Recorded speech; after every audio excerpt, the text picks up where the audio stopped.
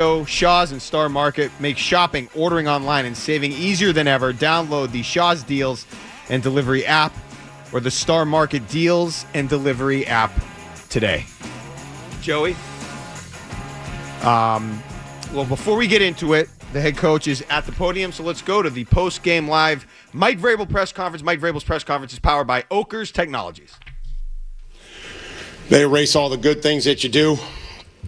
They take away momentum. They take away points, give them field position. So we didn't need to turn it over as many times as we did to learn a lesson. I think we knew that before, so it was very unfortunate.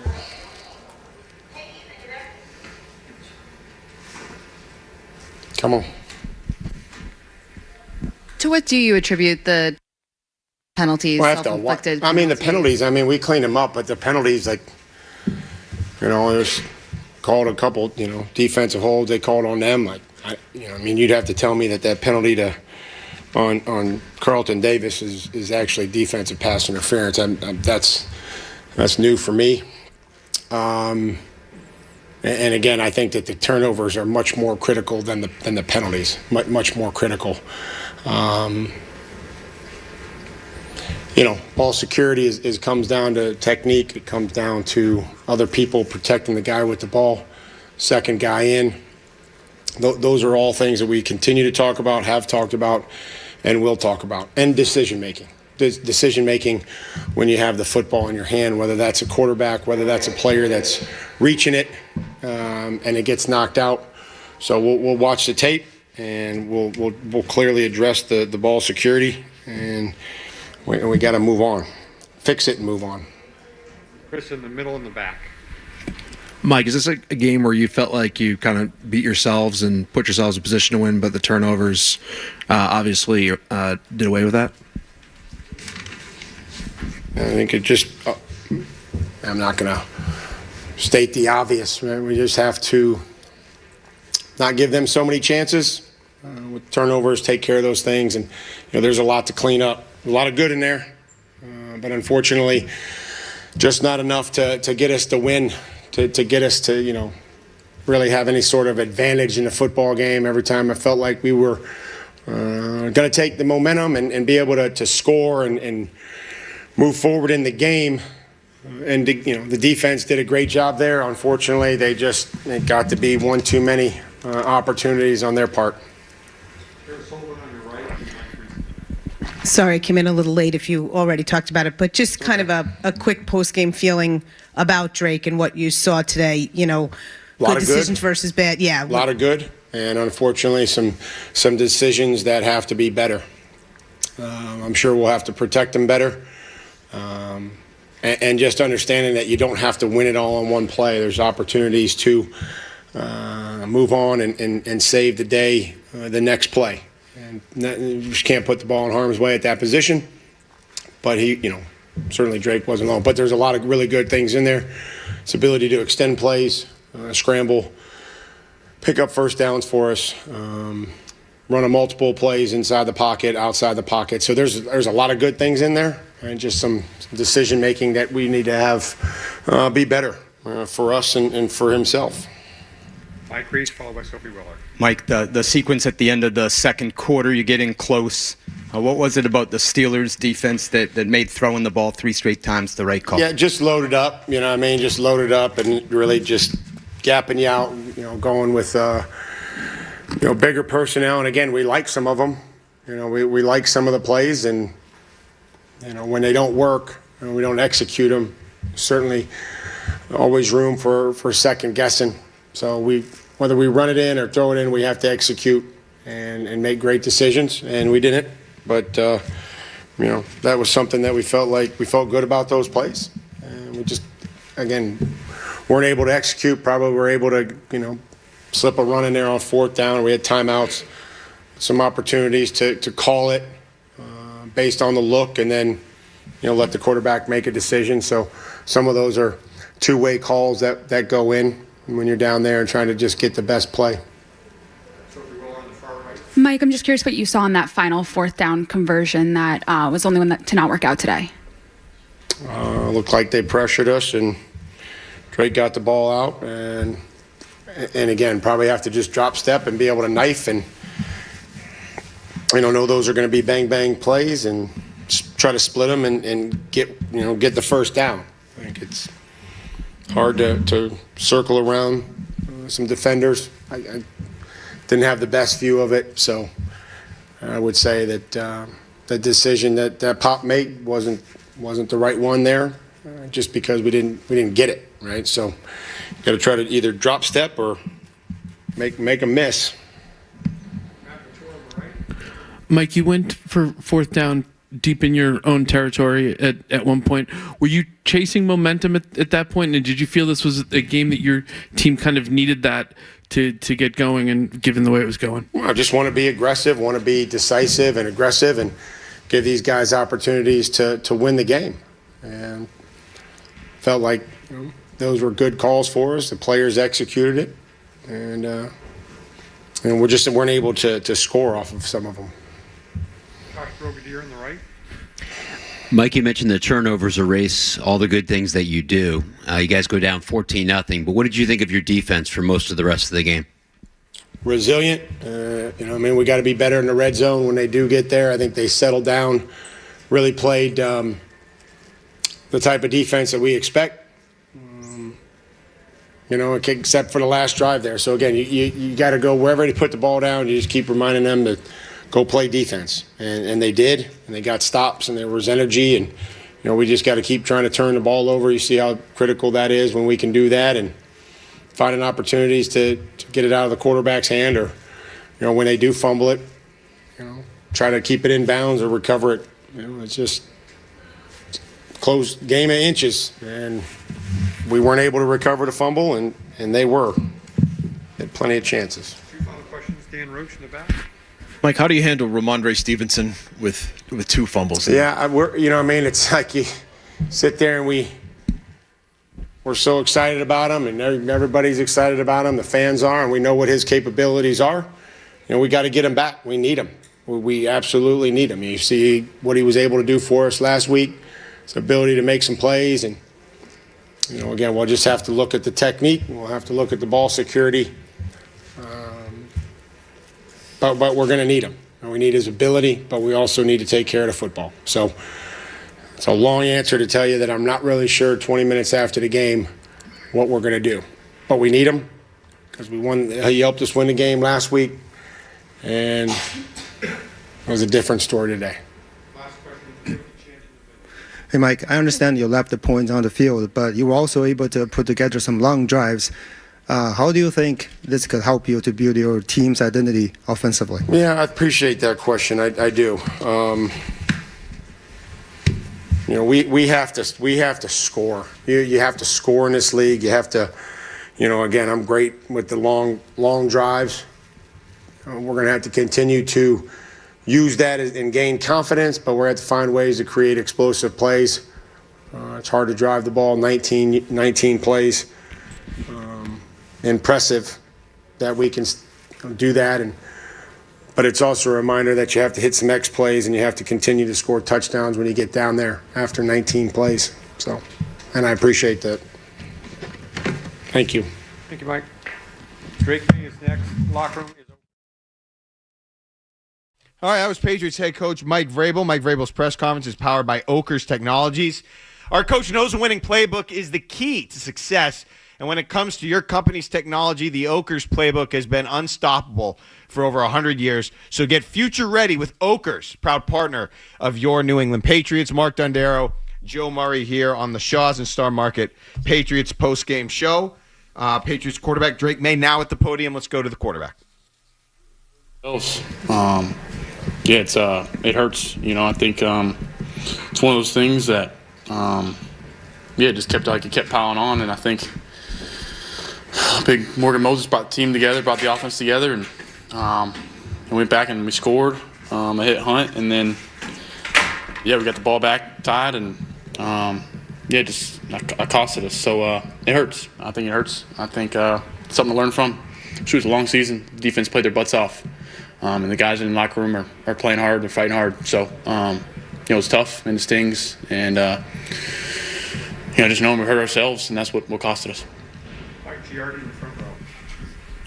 Drake, specifically what happened on the second quarter interception right in the end zone there right before the half? Yeah, I had booty. I fired in there, and I think 97 got a hand on it, and just kind of took it a different route. It was a good play by him, but yeah, I think I could have gave him a different ball flight for, I think in the back corner of the end zone for a touchdown. So, just like I said, one of those, things that stings. I was thinking about it, all halftime. You just got to move on.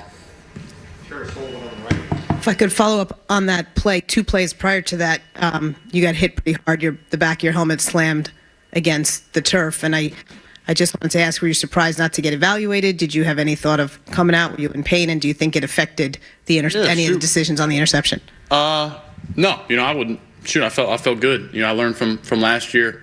If you get banged up, you got to get back up quick, or they'll spot you. So no, I felt fine, and feel good now. So there's two good players that trying to get after the quarterback. That happens. Andrew Callahan on the right. Drake, going to the last play on 4th down, there's a timeout. What are the conversations like on the sideline about the look you expect, and then how did you see that play develop? Yeah, it's expecting pressure. You're expecting to get something out quick.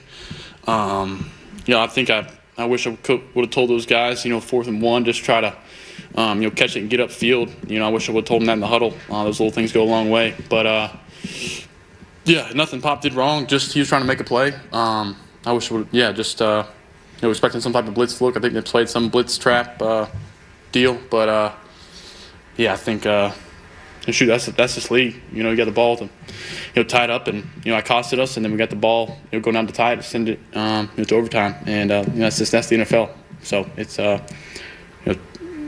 it's tough, but it's a great experience.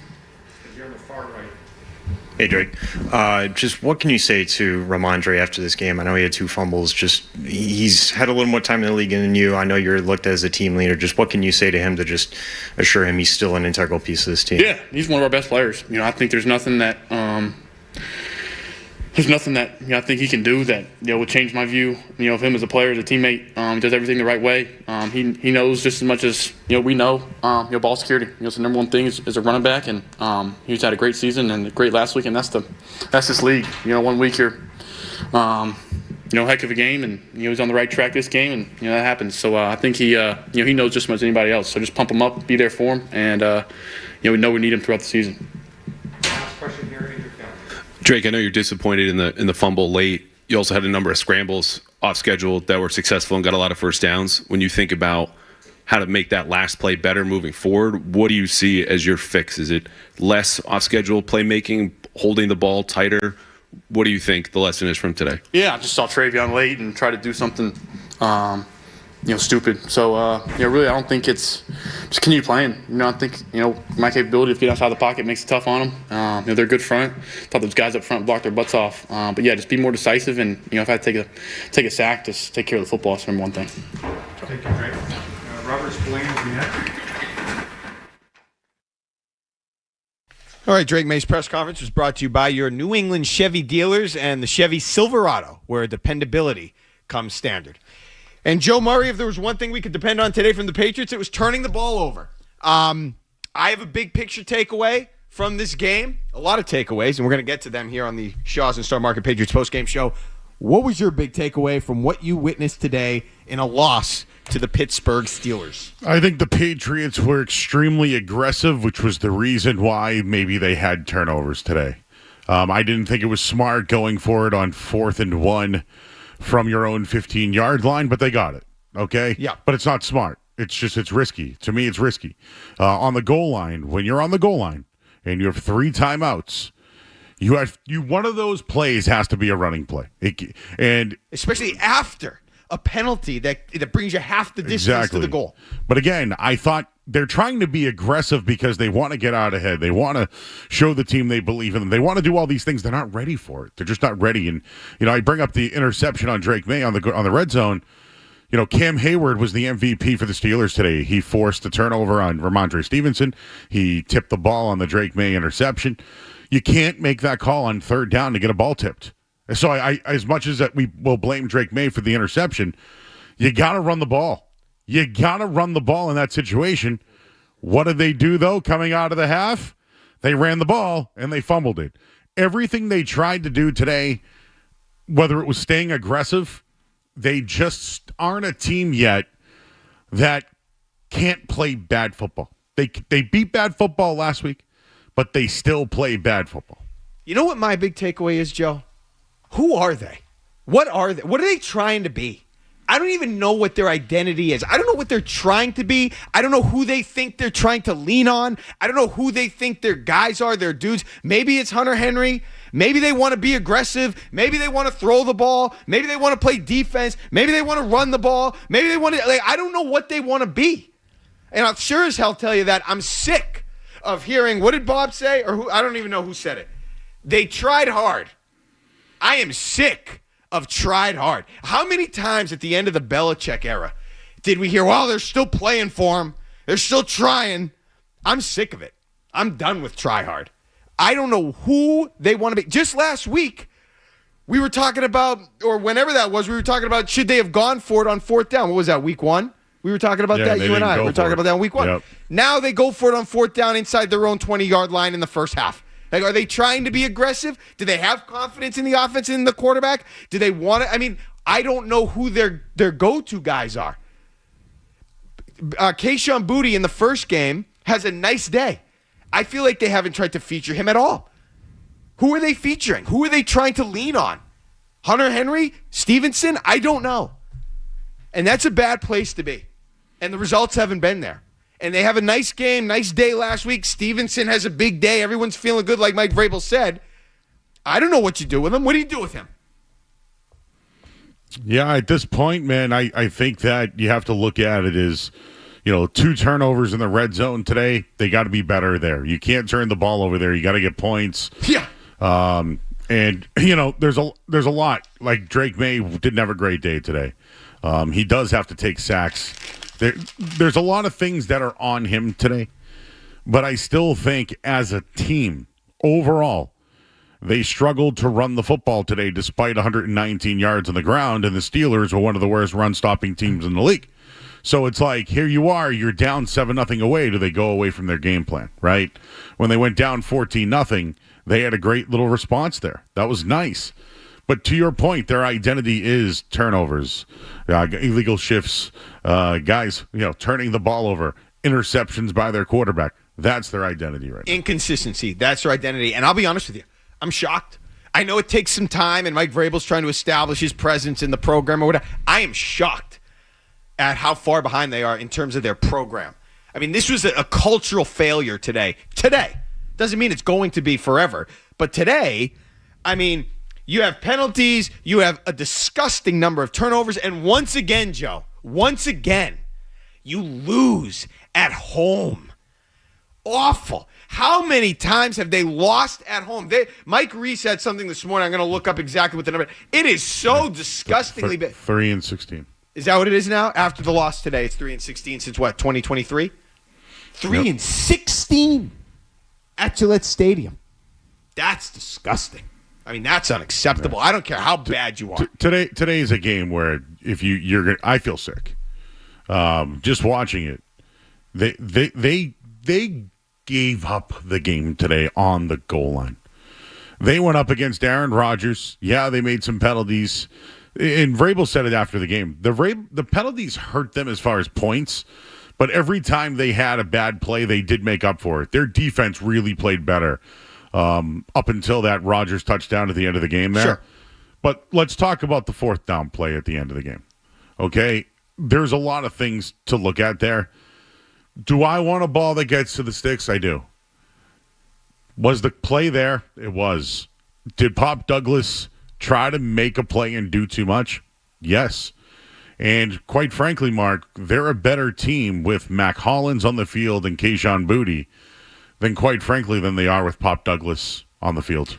I'm taking the L with Pop. I mean, I can't believe how bad he's been. I don't know if it's all his fault. I don't know if it's mostly his fault. But that was, I was wrong there early on, 3 games in. He hasn't done anything. 617-779-0985 is the phone number. Again, 617-779-0985. Just real quick, because you brought it up on that fourth down play. And Drake May said it. Maybe this is a learning moment. Maybe this is a teaching moment. But I can't help but think of Tom Brady. And this is what leadership is. And this is why I say it's a cultural problem. You need to understand, you need to know that in that situation, I didn't have a problem with Douglas coming up a little short of the sticks, but he had to get the ball. They blitzed. He was trying to make himself available. But then you need to know you put your head down and you just grind out the first down in that situation. That should start at practice. And May acknowledged it. Maybe he should have said something. Maybe that starts in practice. If a guy doesn't do what he's supposed to do, you get in his butt a little bit, like Brady used to do. Expect perfection. Now, you have to hold yourself to that standard, but this is where this building, this leadership needs to come into play. And that was just a bad play. Mike Vrabel said as much. I mean, did he call him out? Yeah, I guess he did, but he was being honest. That was a bad decision to try to circle back and get too cute. You needed the first down, head down, grind it out, and keep the game alive, and they couldn't. Let's start with some of the calls. We see everybody lined up. Evan in Boston will lead us off. Hey, Evan. Yeah, what are your thoughts on rebuilding and getting rid of Vrabel? I mean, I know it's early, and I know we just went through Mayo, but this guy needs to be sent to the moon. The team's undisciplined. They just look lost out there, and there's no leadership out there. I mean, at what point do we rebuild? No, Vrabel is trying to fix the everything there. They don't have the talent, guys. Like, could they have won with the talent they have today? Yes. They probably could have won every game this year with the talent that they have. But in big plays, like it's Pop Douglas, a 6th-round pick, who we do have high expectations for. He's got to make that play. And again, Ramondre's a nice player, but now 9 fumbles in 2 seasons. At some point, you got to take the guy out of the starting lineup. They tried to last year, right? Right. Didn't he fumble today? They went right back to him today. Like, that's my point. And then when they went to Gibson fumbled the ball. And this brings up the next point. You drafted a guy 38th overall, yet you're not giving him the ball in those situations. So it's like, what is the actual identity? What are they trying to do? I have no idea. I don't think they know. I think they're trying to figure it out. And this goes back to preseason and the soft camp, like Greg Bedard, who will join us later from the Boston Sports Journal, referenced earlier in the summer, and maybe the preseason. I mean, nobody seems to know. I don't think they know what they want to do. But Ramondre Stevenson, Joe, last week was the hero.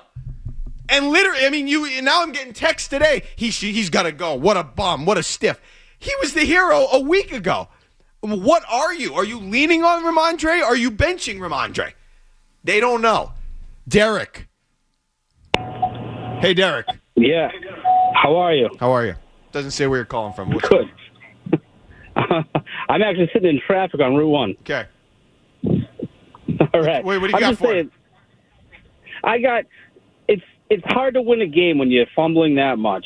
And if we held on to the ball at the end of that second quarter, I think it would be a whole different game. I just think it would have a different atmosphere coming into after halftime, and it could have been better, but you need to hold on to the ball. I'm not going to, just going back to the last caller, and this is an obvious statement that this caller just made, getting rid of Mike Vrabel's not, look, it's been a slow start. I'm a little surprised at how slow it's been and some of the tendencies that they've put out there, given what we knew about Mike Vrabel and some of the teams we saw in Tennessee and all these different things. It's been a slow start. That's not a conversation. And yeah, if you don't fumble the ball, you have a good chance to win the game. I mean, they had the bet. I felt like they did more than the Steelers overall, defensively and offensively. They just couldn't win the game. They couldn't make the plays in the red zone. I know people don't want to hear this, but the Patriots don't have enough to overcome those type of mistakes. They don't have enough. They were there. They had an opportunity today. Let's say they get the first down on the Pop Douglas play. We still don't know what happens after that. Again, I'm not blaming the roster because I think they could win this game with the roster that they have. But when you see the same problems over and over, like at some point they don't have the right guys. And, you lean on Ramondre, you lean on Pop Douglas, you lean on Drake May not to make a mistake in the fourth quarter in a crucial game. And here you go. The guys that they are relying on aren't reliable. That's the problem with the team right now. It's not the coach. It's not that. Quite frankly, they don't have reliable players, and they can't overcome their own mistakes. I don't think. Do they have stars up and down the roster? Of course not. But they have good enough players to win these types of games. I agree with you, but they can't overcome the mistakes. They're infected. Mark. That's their problem. If last week Drake May didn't have a turnover, they win the game. Like him turning the football over today is a huge problem. It's the same thing, though. Like, I think Drake May has all the potential in the world, but they're relying on him, and he is unreliable. Yeah. Is it fair to say, can we agree at 4:29 after the Patriots lost today at home again, they're relying on Drake May, and he is unreliable? Joe, he's the quarterback. Who are you supposed to rely on? This is the NFL. You need the quarterback. He's not good enough right now. Well, you now. need him. Then make him good enough. Where are all the old Julian Edelman routes? Why don't I see any of those? I saw one today, and it was Stephon Diggs who made the catch. Where are the little slants, the Welker routes? You never see that. What happened to Josh McDaniels? Their screen game is non-existent.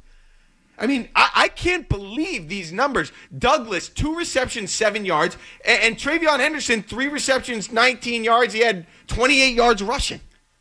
These are supposed to be their guys. They were the ones that dominated the joint practices. I don't get it. I don't know if they get what they don't know what they want to be. They don't know who to rely on. I know you just said about Drake May. They don't know what to do or who to rely on. Right now, they're lost and have no identity at all other than wildly inconsistent. 617-779-0985. Mark Dondero, Joe Murray. It's the Shaws and Star Market Patriots postgame show on the Safety Insurance 98.5 The Sport. Let's go to headlines with Joey here. Sports Hub.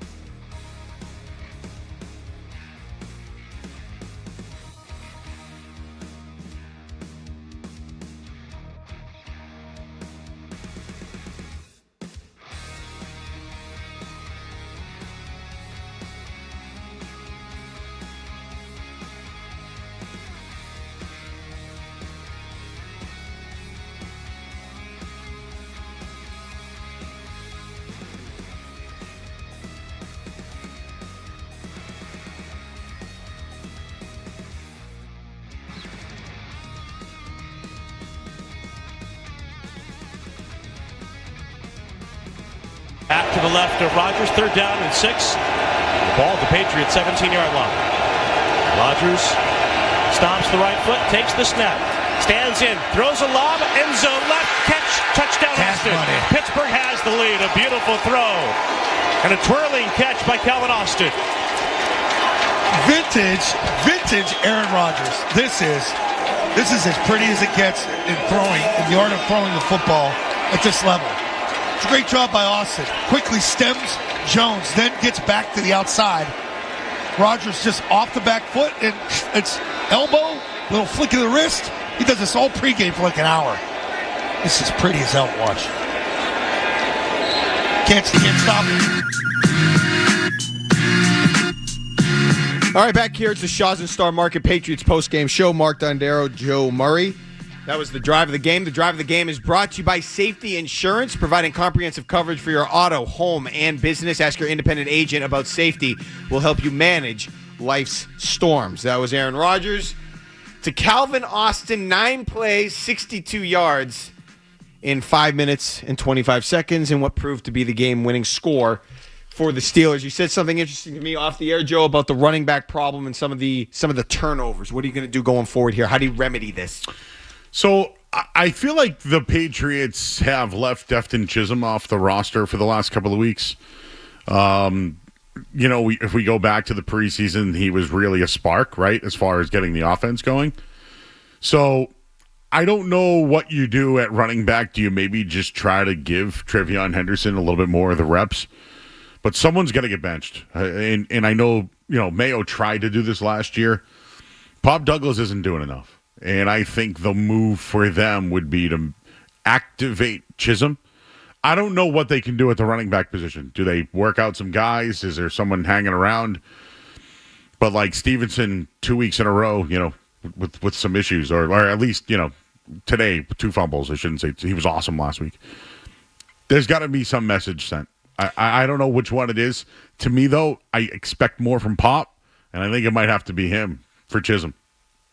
Even if it's not as much of an indictment on Pop Douglas, which it could be because he hasn't done anything, you gotta find a spark wherever you can. And I'm just gonna ask the question because I don't know what else to do. You have a guy like Ramondre Stevenson, great game last week, as you said. However, how many times are we gonna end up in this situation where he's fumbling, where we're talking about what do you do with him? Do you bench him? Do you move on? How do you put him out there? Do you set an example, make an example out of it? Like, how many times? This has gone on for years now. Yeah, Stephen Ridley years ago, pretty good back, but when he started fumbling, they had to pull him out. Yeah, I mean, I just don't know how you continue to operate with this uncertainty that you're going to get or what you're going to get from a guy like Ramondre Stevenson, who you're trying to lean on in a lot of situations offensively. You just have to continue to deal with the fumbles, and that is not a healthy way to live if you're an offense. So how many times are we going to continue to have this conversation? It doesn't make sense. 617-779-0985. Dean is in Shrewsbury. Hey, Dean. Hey, I think we need to trade Ramondre. I know his value's at an all-time low, and I hate to sell at an all-time low. But I think for a team that's desperate for an all-purpose back, maybe we can get a good short yardage back in return, and then we'll have something with Gibson and Henderson splitting carries. You could trade him. You're not going to get anything back for him. I don't know if there's somebody. Look, I'm of the belief that I don't want to say running backs are interchangeable, but you could find somebody else out there. And I just feel like the energy, I know the great game against Miami.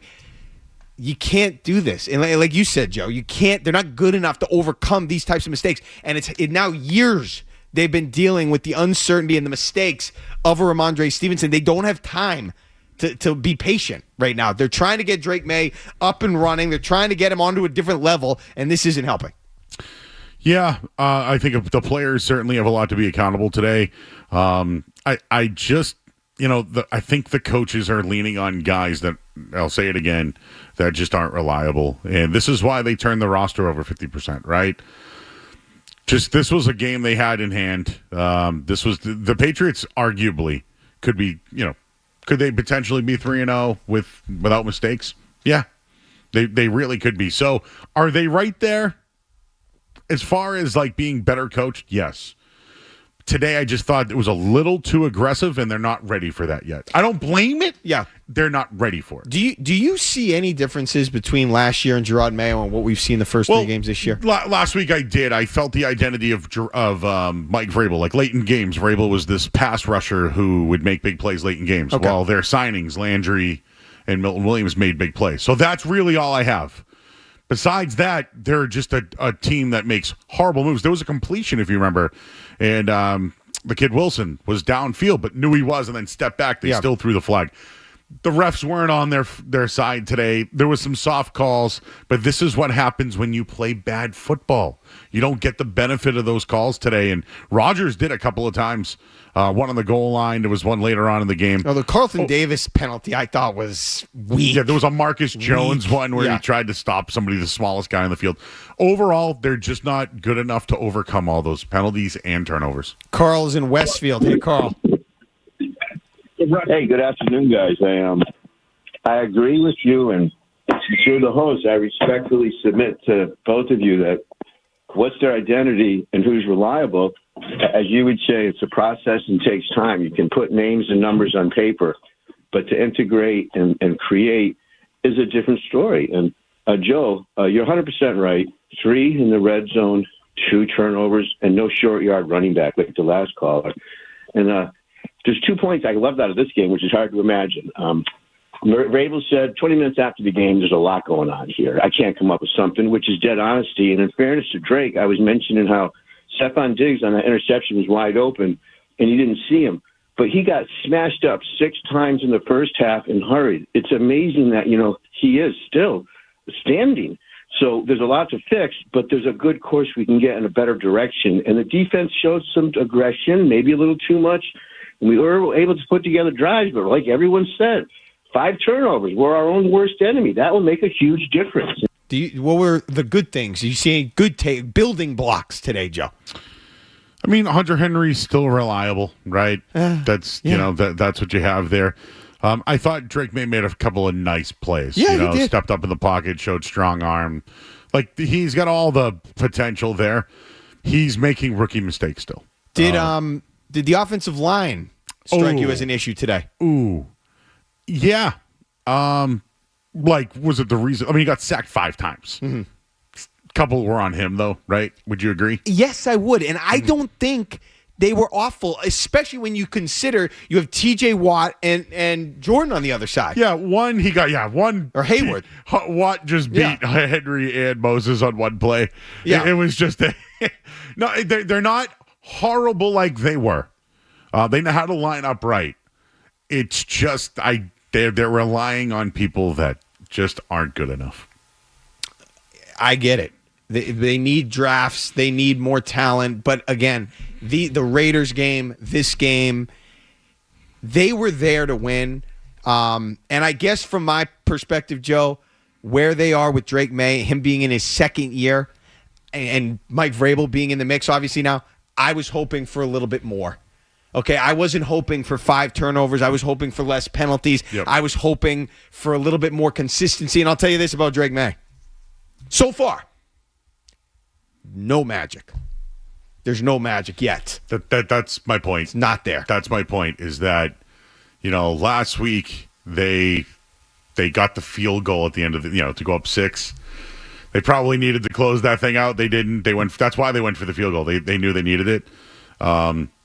Drake May's turnovers late in game. They're relying on him to make the plays, and he can't. And at some point during this post game here, Mark, I want to bring up how the Patriots have handled end of halves the first 3 games this year.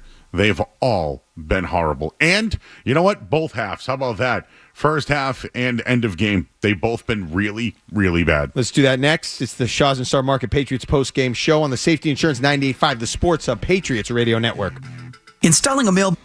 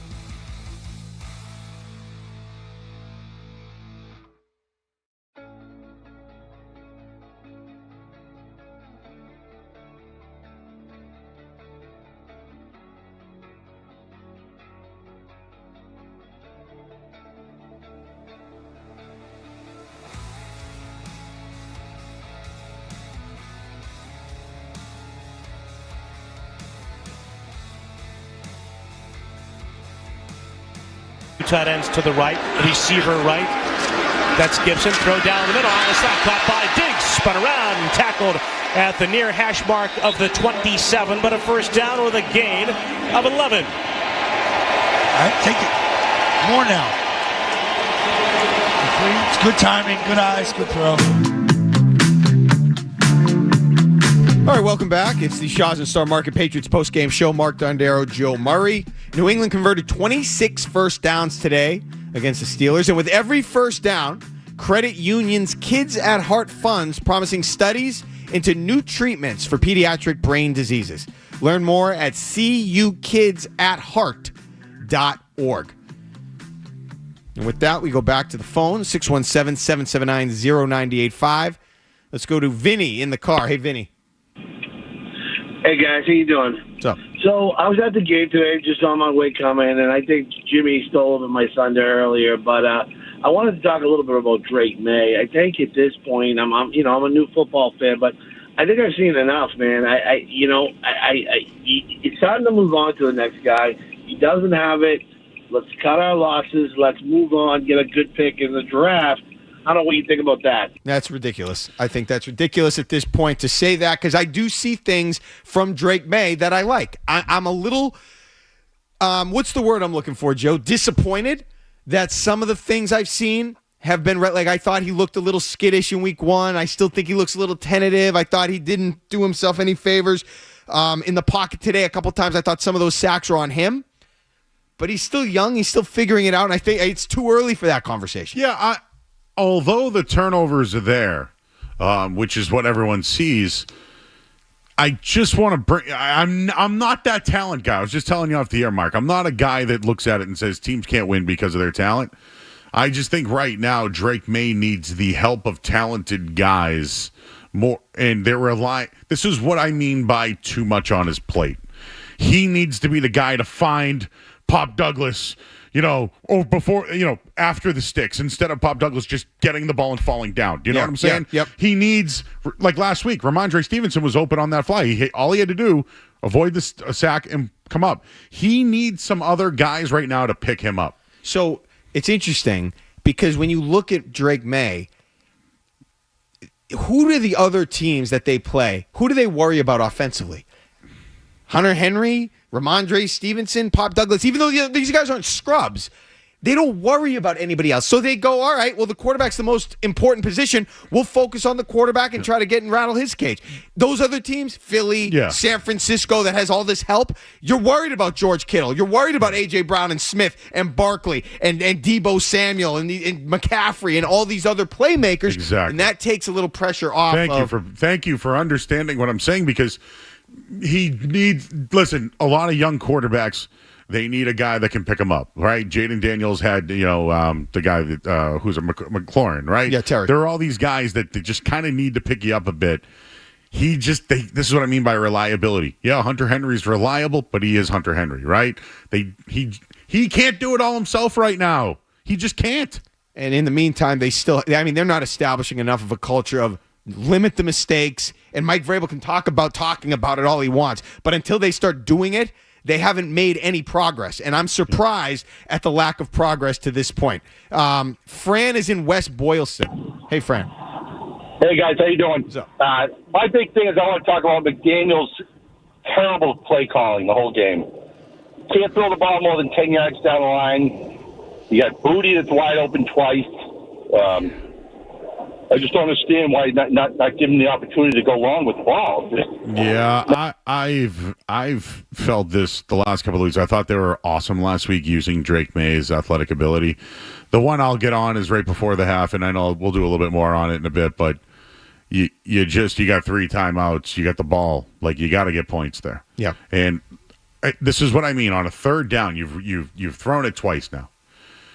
And before the play, if you saw it, Drake May took a big hit and put his hand on his helmet. Correct. Like I'm not saying, not leading into maybe a concussion or anything like that, but I thought he was concussed. He had something there. Yeah. They called a passing play that was risky. A ball tipped at the line, anything to that degree, it could be a turnover-worthy play, right? Josh McDaniels is here to limit the turnover-worthy plays. He had 3 of them today, right? 2 interceptions and a fumble, if I'm not mistaken. Yeah, and there were some other plays that could have been turnovers. And by the way, one interception was dropped, and then one came back because of a flag. Yeah. So I'm just saying, what happened to the safe, turnover-worthy plays?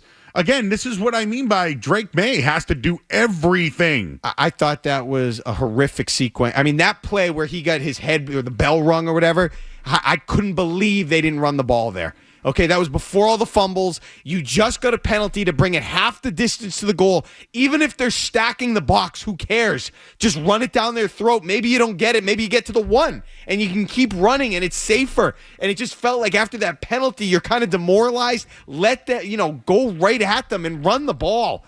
Oh, I couldn't believe they didn't run the ball there. Andrew is on the line. Hey, Andrew. Hi, can you hear me? What's up? Yep. Hi, how are you? Thanks for taking my call. I was just wondering here, the worst, arguably, head coach of the league, Gerard Mayo, benched Ramondre Stevenson after he fumbled 4 times in 4 games. At what point does the running back coaches have responsibility to, coach these teams or coach these players to, ball security? And what point? I mean, not even Stevenson, but Gibson was able to fumble the ball. I just thought on the first fumble, he had the ball in decent position. It looked like it was high and tight, and he still coughed it up with ease. This is a cultural problem. Like, you have to establish this expectation long before the games start. And obviously, Ramondre Stevenson said this issue. But again, though, Joe, this goes back to their inconsistency. Literally last week, you're singing his praises. They might not win that game without Ramondre Stevenson. So where are you supposed to go? What are you supposed to do? Let's get in one more call here before we get a headline. Just to correct that guy, they were going to bench, and they publicly said they were going to bench Ramondre, and they didn't. Just to be clear on Gerard that. Mayo, you're saying. They never benched him. That's right. So just to be clear. Starting the game. Yes. Wow, that's fun. Kurt is on the line. Hey, Kurt.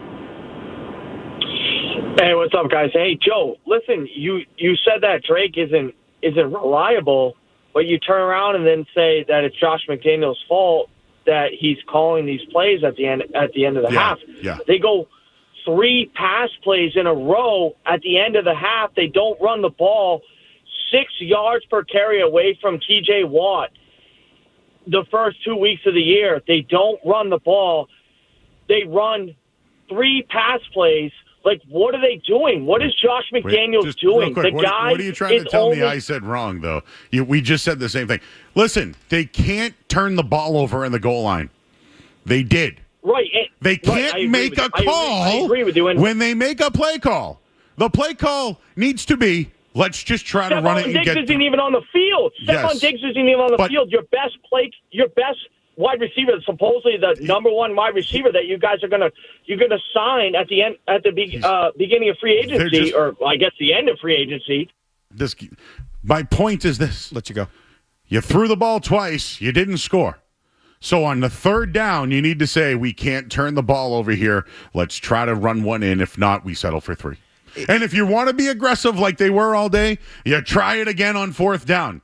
You can't run a slant or whatever it is and get it hit in the air. I know it was a great play by Cam Hayward. He was awesome today. Yeah. You can't call a play like that in that situation. You can't go 97 yards and come away with 0 points. You can't. I thought the worst sequence in that moment was the first down play, because you made plays to get down that far. Then you have for the Steelers what would have been mildly devastating, the penalty that brings you half the distance to the goal. Take advantage of them being somewhat demoralized there and try to go hat on a hat right at them. And then, like I said, even if you don't get in, you're on the 1. Then you can hammer it in. You can sneak it. You can push, you can jump. All of the above. They could have done that, and they did it, and they threw it, and then he gets hit. He's banged up, and then you're in a hole. And then you're predictable. All right, we got to get to headlines with Joe. But first, let's pause 10 seconds for station identification.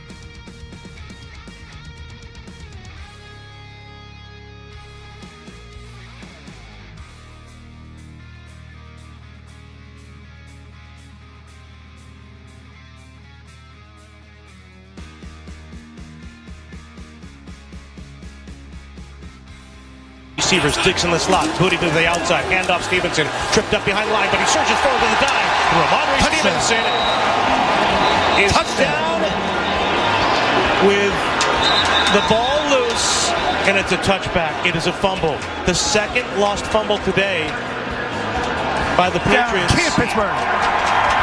And Ramondre Stevenson, and the second turnover for the Patriots. I can't see anything from up here. We need to look at this again. So it's a give up inside. The 3. It's out. Or inside. He fumbled. He just fumbled in this case. Ramondre Stevenson fumbled. Did he break the plane of the goal line, however, before the ball came loose? It was punched out left-handed. I think it's Steeler came in. No chance, Bob. No chance of broke.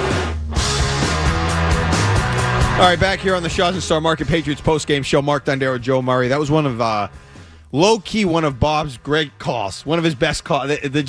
How defeated he felt and sounded when he realized that the ball was out. Ramondre Stevenson fumbling at the goal line. Patriots didn't score there. They didn't get a field goal either. But once again, this season, as part of their Apex Cares program, Apex Entertainment will be donating $100 to support autism education and research at the New England Center for Children for every converted field goal. For more information, go to apexentertainment.com. Again, Joe, almost comical.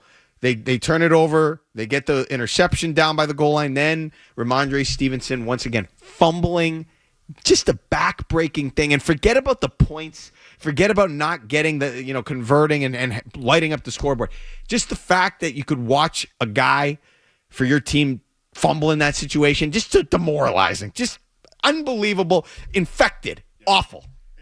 I mentioned this a little while ago, but they went 97 yards with 0 points and then opened the next drive up with a fumble on the goal line. Like, that's how, like, here I am screaming, run the ball, run the ball, run the ball. Then they run the ball. Yeah. And he fumbles. And this brings up my beginning of halves or end of halves, halftime and end of game. Week 1 against the Raiders. You remember how they couldn't get it together. They kicked it off. Basically, there was a 61-yard opportunity for the Raiders at the end of half. They missed. Yep. But, to give the Raiders that opportunity was horrible, right? So you look at today, at end of the half, they've controlled the whole entire game. You get 0 points on a long drive like that. It was horrible. It happened last week, too. They didn't set it up right, and the Dolphins had another opportunity. This is coaching, right? This is where it comes down to it. Even end of games. Today, end of game, we can say what we want about that pop call, but, maybe there was plays before that we could get into where it happened there. Last week, same thing. End of game. They almost had the touchdown. It took them the interception at the end to kind of clear things up. Even the Raiders game, they were still in it, but they didn't go for it on the 4th down on the final drive, etc. The end of halves and games, that's all on coaching. I'm going to blame Vrabel for it, but I'm sure that because Vrabel said something about the offensive play calls after game 1. It changed last week. He sounded a little heated today about penalties and some other things. But this is one, I think, where the players are going to look at themselves and say, we cost this one. So as much as I want to get on Vrabel, as much as I want to get on some of the play calling and end of halves, this today was on the players because they're the ones that aren't being reliable and turning the ball over. Execution. And it was the story in week 1, too. It was Geno Smith. It was Geno Smith out executing Drake May. And today, 5 turnovers. How many? That's execution. Brandon is in Boston. Thanks for holding on, Brandon. Hey, what's going on, guys? Thanks for taking my phone call. So, it shouldn't be surprising that this team lost this game. They're coming in this game with 21 penalties. And, it seems like a similar season from last season when you had Mayo, but except I feel like the Patriots should have kept Mayo because entering week 3, he had 15 penalties compared to the 21 penalties that Ray was coming into. I just feel like Gerard Mayo was such a discombobulated. The whole program was there's no belief in nothing to get behind. And listen, they're all gone. Yeah, most of them at least. Cameron is in the car. Hey, Cameron. Hey guys, what's going on? On my way home from the game, 2 points. One at the end of the half. Kind of ridiculous not running the ball with 3 timeouts there. Not the point. Point 2. Dondero, could we stop with the comparing Drake May to Tom Brady? We get it. He's not perfect. We might not even be good. But coming down the stretch, we're not expecting him to make the plays that Tom Brady made. Okay, I'm not. Did I say Tom Brady's name? No, I think I referenced when Brady was coming along, he had guys he could rely upon to make big plays. So that's on me. Even when Jimmy Garoppolo played, he could rely on certain guys, right? Mac Jones, early on, they signed a bunch of free agents that he could rely on. I just don't think – I think Drake May is working with guys that, you want Pop Douglas and Stephon Diggs to be the two guys when – quite frankly, it's Mac Hollins and Kayshon Boutte, right? I mean, right now, their best team is 12 personnel. I know he's not going to be Tom Brady. And that is the bar just because he was here for so long. We all watched him operate, and we know what that level of play looks like. I'm just saying Drake May is struggling. Does he make some flash plays? Of course he does. What's going to win out in the end? I don't know. We don't know that right now. But he is struggling. And he is finding ways to put up some numbers. If you look at the numbers today, it's not awful. I mean, 2 touchdowns, the pick. He had the fumble. The fumble was on him. But he's struggling. You can see him struggling back there. You can see it's not effortless. He's processing a lot. He looks sped up at times. He misses open throws sometimes that seem inexplicable in the moment. He's struggling, and he's still learning. And they just don't have the support around him, defensively, offensively, all the above. Do you think that they're using the same guys from maybe – I'm only bringing up the preseason because it's all we saw, but Stevenson had a great game last week. Yeah. But I think he needs to be involved that way to be effective. But he also, when he's involved, he can be ineffective, right? And it's just at some point, maybe he's the guy who gets less carries. I know we just talked about that, but, you drafted Henderson. Is it a Josh McDaniels thing? Because Josh McDaniels has a history of not playing young running backs, right? Shane Vereen. There's a bunch of guys that don't. James White. A lot of guys don't play right away. Even Lawrence Maroney, for that matter. Maybe they need to give him more of the. You invested so much into him. The 38th pick. Lay into him a little bit more. Maybe next week's the week to open that up. I mean, I think they're trying to get him involved. I just think they're not having the success or put it on the player. He's not as good as we thought or that's whatever. What I'm saying. I think I'm using McDaniels, doesn't have the faith that he's ready like the guys that are veterans. The question he doesn't turn the ball over, though. Or he hasn't yet. No, not yet. The question is, though, Joe, where do they go? What is their bread and butter offensively? Is it Hunter Henry? I mean, that's good, but that's Hunter Henry. I think it's 12 personnel, 2 tight ends with Boutte and Mac Hollins. That's their best. And again, no Diggs. And that's what I'm saying. Spend all that money on Diggs. Your 2 best receivers can't be playmakers in that situation. That's right now. You asked about their identity. That's when they're at their best. They need an identity. I don't want them to be predictable, but you need to have an identity and have some confidence in what you're doing and know what you do well. And then evolve from there. I feel like they don't have an identity. They don't even know what they want to do, and that's part of what Drake May's probably dealing with. He doesn't even know what they want to do. He doesn't know who he can rely on, his go-to guys or what. Ian is in New Bedford. Hey, Ian. What's going on, guys? 2 points. So Ramondre Stevenson led the NFL in non-quarterback fumbles lost last year with 7. So I think the tape's there that he just can't hold on to the ball. And secondly, all of our wide receivers run the same routes. Josh McDaniels was most effective as a coordinator when he was running 2 tight ends, and he had receivers that could catch a bubble screen or run a quarter route. I feel like every single reception, whether it's Boutte, Hollins, or Pop Douglas occasionally, it's the same kind of route. So there's just not enough versatility in this offense. I'll let you guys. I mentioned that earlier. I saw a catch where they do that little curl. You know, when you played Madden, you do that little, you catch the ball and you curl in. Everyone's doing the curl here, the button hook, exactly. Well, Pop Douglas, what did he do on that play at the end of the game? What was that? Yeah, I know. That's called a step back, when you're supposed to catch the ball and lean forward and take the contact, right? Isn't that what you practice? Don't you practice fighting through the double team to get to the sticks? That's a 6th round pick who's undersized, who's a playmaker, tried to make a play and didn't do what he's supposed to do. And this is what I mean by talent. He's a talented guy, but can they rely on him in that situation? And today, no. The interception that got overturned, they thought it was a pick. He ended up trapping it. It looked like Douglas was open, but May didn't hit him. Yep. So you have, you sprinkle in a few of those. I mean, there's just no room for this, Joe, if you're going to be productive. They can't be fumbling. Then they miss a big throw here and there. Then there's another thing. They get a sack. It's too inconsistent. So as much as I don't want to say it, and they really have it, but you even go back to ground and pound, and I hate that. I don't want to do that. But who do you do that with? Ramondre Stevenson, who coughed it up? Ant Gibson? I mean, you don't have anybody. So my biggest issue today was, and maybe we can talk to Greg about this when he comes on. Big boy. When you're down in the game, right? Do you ever feel like, and it's just because McDaniels has been here forever, but they go away from what maybe the blueprint was? You know, like last week, they had charted plays that they wanted to run, and they were effective. They went up, 10-0 in the game, 12-0 in the game because they missed field goals. But they had it all planned out. Well, today they go down 7-0, right? They're down 14-0. Do they just go away from what they do? I think that's what happens to them. Last week, Vrabel said they didn't want to be front runners. In a way, they play better when they're in front.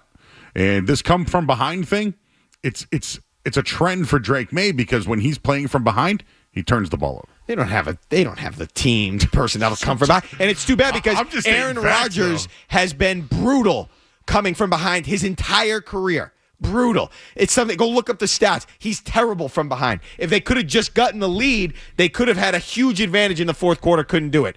Real quick, let's get another one. CJ at Gillette Stadium. Hey, CJ. Hey, what's up, fellas? What's up? I really want to call about Drake May, but the end of that first half absolutely killed me. All those timeouts, are we blaming Vrabel for that? I mean, come on, man. Just second or third, just run the ball. Yeah, I mean, agreed. And what was your May point? No, well, I was really calling about May, but you know what? The end of that first half killed me. Okay. So, again, I'm not even concerned about the timeouts. The timeouts are the timeouts, but you had them on their heels. Make them pay by punishing them with a run right down their throat, and maybe you get in, maybe you're on the one. Yeah, I said this to you. If they score or get points, I know it's hindsight, but they had the interception coming out of the break. Like you tie the game or you're down 4, you get the interception, like you're back in it. They always had the momentum today. The Patriots had momentum all day long. They even tied the game with 5 turnovers. I know. They couldn't win. That's their issue. They don't know how to win, and last week they were a toe away from it. What did Mike McDaniel say after was the Thursday Night Football or whatever? The last week? Was it last week? You have to win the game. You can't lose the game first and win the game, or whatever he said. That applied to the Patriots today. Yes. All right, Mark Dondero, Joe Murray on the Shaws and Star Market Patriots post-game show on the Safety Insurance 98.5, the Sports Hub Patriots Radio Network. What is insurance? Insurance transfers certain risks between parties.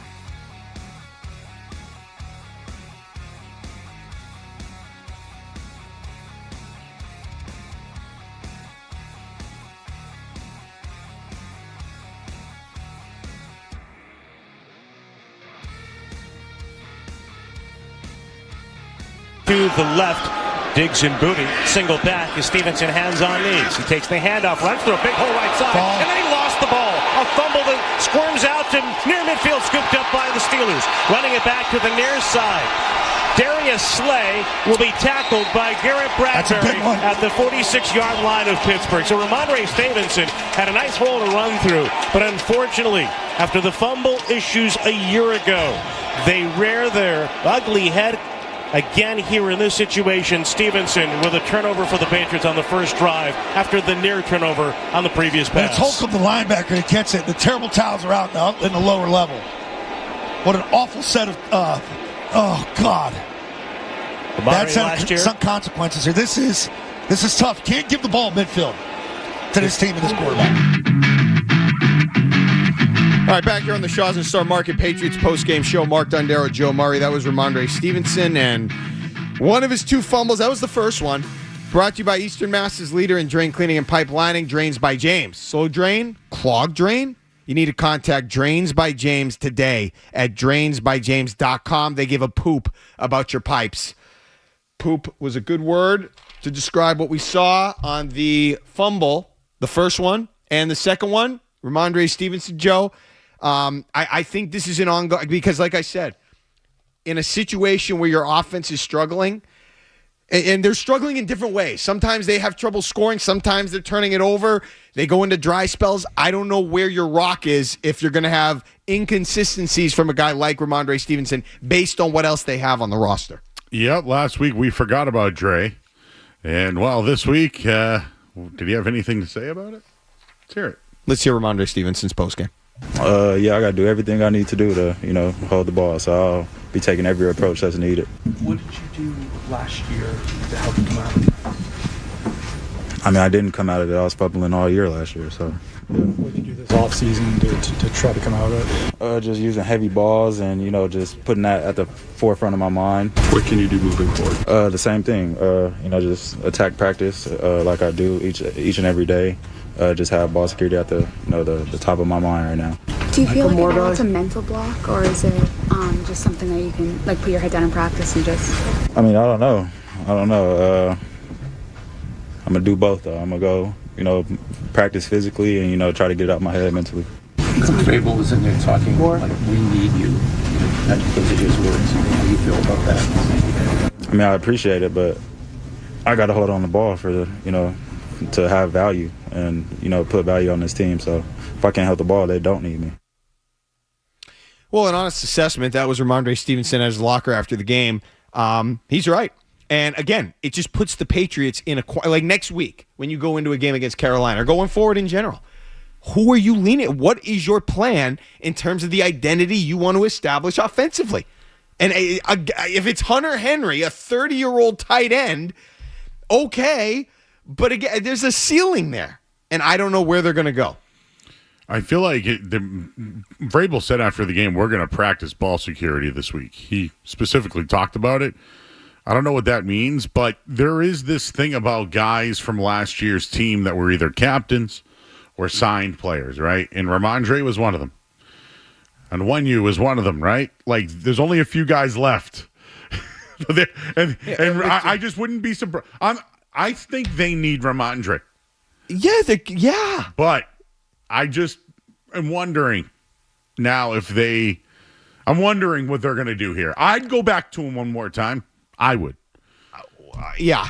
I just back to basics? Really? That's where we are. No, I know. It's not what they need to be more evolved than that by now, Joe. I know.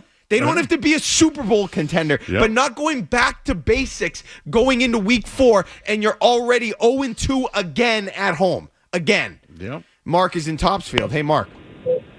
Hi, guys. After today's game, the Fumble Fest, the season's been about over 15% done. What is your realistic feeling for this team this year? Well, I mean, he froze up on me, Kev. Can you drop him? 500? I mean, it's trending like the teams that we've seen. Average at best. That's the way it's trending right now. Now, they do things that are a little bit more dynamic than some of those other teams. But if you're going to have these penalties, these turnovers, what in terms of their culture or their ability to execute, Joe, gives you the the confidence that they're going to be able to rattle off 4 or 5 straight wins. I'll say this: I think they could have beat the Steelers today. Yeah, and I think the Steelers are a middling fringe playoff team. Actually, the Steelers are a terrible place to be. They're at their ceiling, right? They can't get better than what they are right now. Probably not. They won't be. So that's why the penalties, the turnovers, all these things, like, can they clean it up as the year goes along? That's something I will be interested in. But just to give you an idea, they're playing the Panthers next week. The Panthers just shut out Michael Penix and the Falcons. And the Falcons ran for over 130 yards today. So you're going to have to get the running game going next week, just like the Steelers were bad at stopping the run.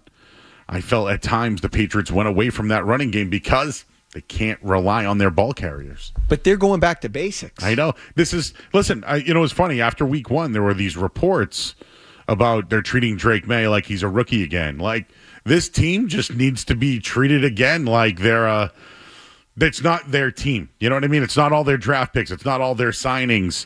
And they're dealing with some of the leftover guys. And we haven't even talked about this yet. But I don't know. Their best player is not even on the field in Christian Gonzalez. Right. So, like, did you feel like maybe he could have helped out? It feels that way. Instead of Alex Austin or whoever getting a holding call on a guy that's, completely outclassing him, that would have helped. But that's a separate conversation. I know. Here we are talking about turnovers and what can they do. Can you get your best player on the this field? Is why we were both talking about this during week 1 when he had 5 weeks to recover from a pulled hamstring. And we knew that they needed all the help they could get, and they weren't getting it, and they're still not getting it. Brian is in East Providence. Hey, Brian. Hi. I was at the game. You might be at the game. And I just want to talk about DeMario Douglas. I feel like every year, the last 3 years, all I heard was, this guy is great in training camp. This guy gets open. He's uncoverable. But when the games stop, he's a nothing burger.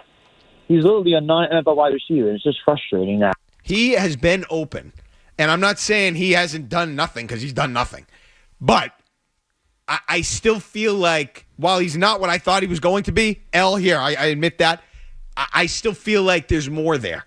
And they're not doing a good enough job tapping into it, and I'm completely confused. Is it fair to say that the offense that is being put together for Drake May doesn't allow Drake May to use his playmakers? Yes. That's fair. I'm the anti-McDaniel guy. I don't think this offense works for him. Did it work last week? Looked beautiful. Looked great. Yeah, but again, though, Joe, what did Ramondre Stevenson do last week? What was his big play last week? Well, it was a similar play that they ran to Hunter Henry the week before down the sideline that was actually designed for Travion Henderson. Right, but is that what you're going to lean on? Ramondre Stevenson making a fingertip catch on the sideline 30 yards down the field? Yeah. That's not – no, I don't want to rely on that. All they have listen, I don't want to get into like the specifics of it, but all they have is 12 personnel. 12 personnel is 2 tight ends, 2 receivers. Okay. Those 2 receivers are not Bob Douglas, and they're not Stephon Diggs. And that's when they're at their best. And I just don't think that helps Drake May. Why? Because you need your playmakers to make plays. Have they thrown a ball downfield 50 yards at all? Through the air? Like Kyle Williams. There was a Kyle Williams sighting today, and he caught it. Yeah. How about you try to stretch the field? These other teams, at times, don't have to worry about a free safety because they're not going deep.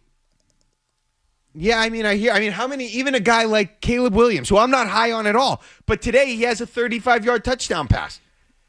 You got to stretch the field. It can't be 12 personnel constantly, and it's not putting the Bob Douglas thing, though, the guy rarely scores touchdowns, although he has one this year. Yeah.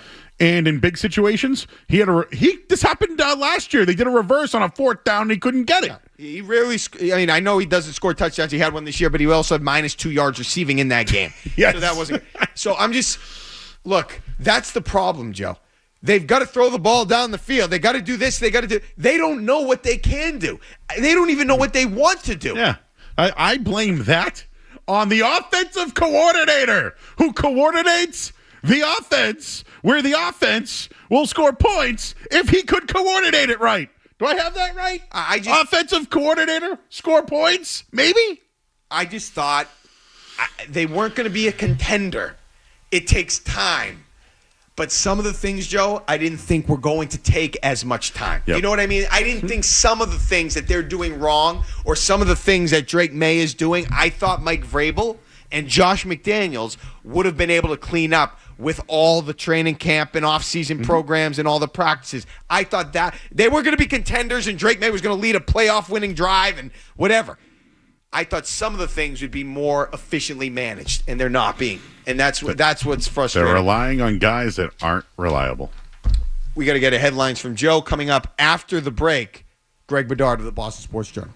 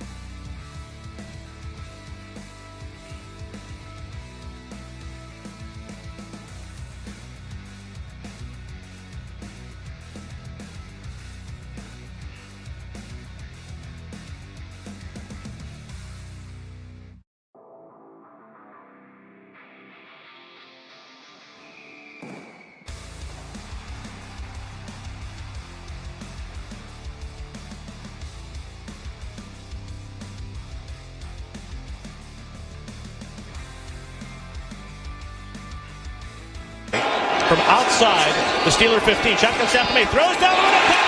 Henry, and he's upended into the end zone. He made the grab, backpedaling. He dives in for his second touchdown. The Patriots an extra point away from tying it up. You may have lost last week. Or you won last week. I get confused on the big plays now because they're starting to come.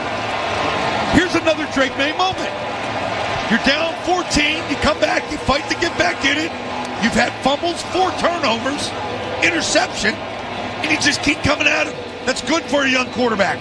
Great call. That's a ballsy call because the quarterback, he's got to pull the trigger, and he did there. All right, back here on the Shaws and Star Market Patriots postgame show. Mark Dondero, Joe Murray with 28 completions by the Patriots today. Catches Law donates another $2,800, which brings the catches for college season total to $7,700. The Catches Care Scholarship ensures financial hurdles will not prevent students from pursuing their dreams. And with that, we're happy to bring in Greg Bedard of the Boston Sports Journal to react to this game. And Greg, the first question I have for you is, if you were Mike Vrabel walking into that locker room after the game, what do you say to the team? I would say that I haven't done a good enough job. I need to do a better job. It starts with me, and all of us need to be better, but it starts with me. So you put this, a loss like this, the turnovers, the 5 turnovers, a lot of that blame goes directly to Mike Vrabel in your eyes.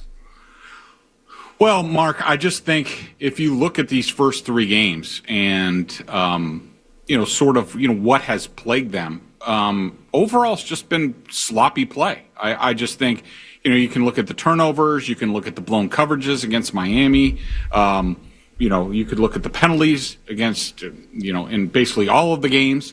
Through 3 games, I have been underwhelmed that the job that Mike Vrabel has done. He's in charge of this team. This team has been a sloppy mess through 3 games, and they could be 3-0. They're 1-2. They lost again on home field. It starts with the head coach. I had similar criticisms of Gerard Mayo last year. I did not think Gerard, even in Mike's post-game press conference today, I'm hoping he says it to the team, which would be better. But did you hear any accountability from him in his post-game press conference? No, I heard him, putting it on the players. Heard him putting it on Drake May. Pop through Douglas 3 games, didn't do enough. Yep. Yeah, Pop Douglas didn't get up the field. Through 3 games, they have been very sloppy. That's the reason that they've lost 2 games that they could have won. And for that, I put that on the head coach. Greg, do you think that they're being too aggressive? And what I mean by that is 4th and 1 from the 15. They got it, but a pitch play. What about when they were on the goal line, 3 straight pass plays? Is that on the coach as well? And is that trying to be too aggressive? I figured it would be early, Joe. I didn't know it would be your first question out of the box, the play calling at the end of the first half, but I knew we were going to go there. But that's okay. You got to give people what they want. And I'm sure there are a lot of people who have the same criticism. I look at it like this, and, I thought Vrabel did a good job of explaining it in the post-game press conference. Really the reason that they didn't run 3 times is because of what they got from the Steelers. Now, you could also say we need to override that at times and just run the ball. That's fine.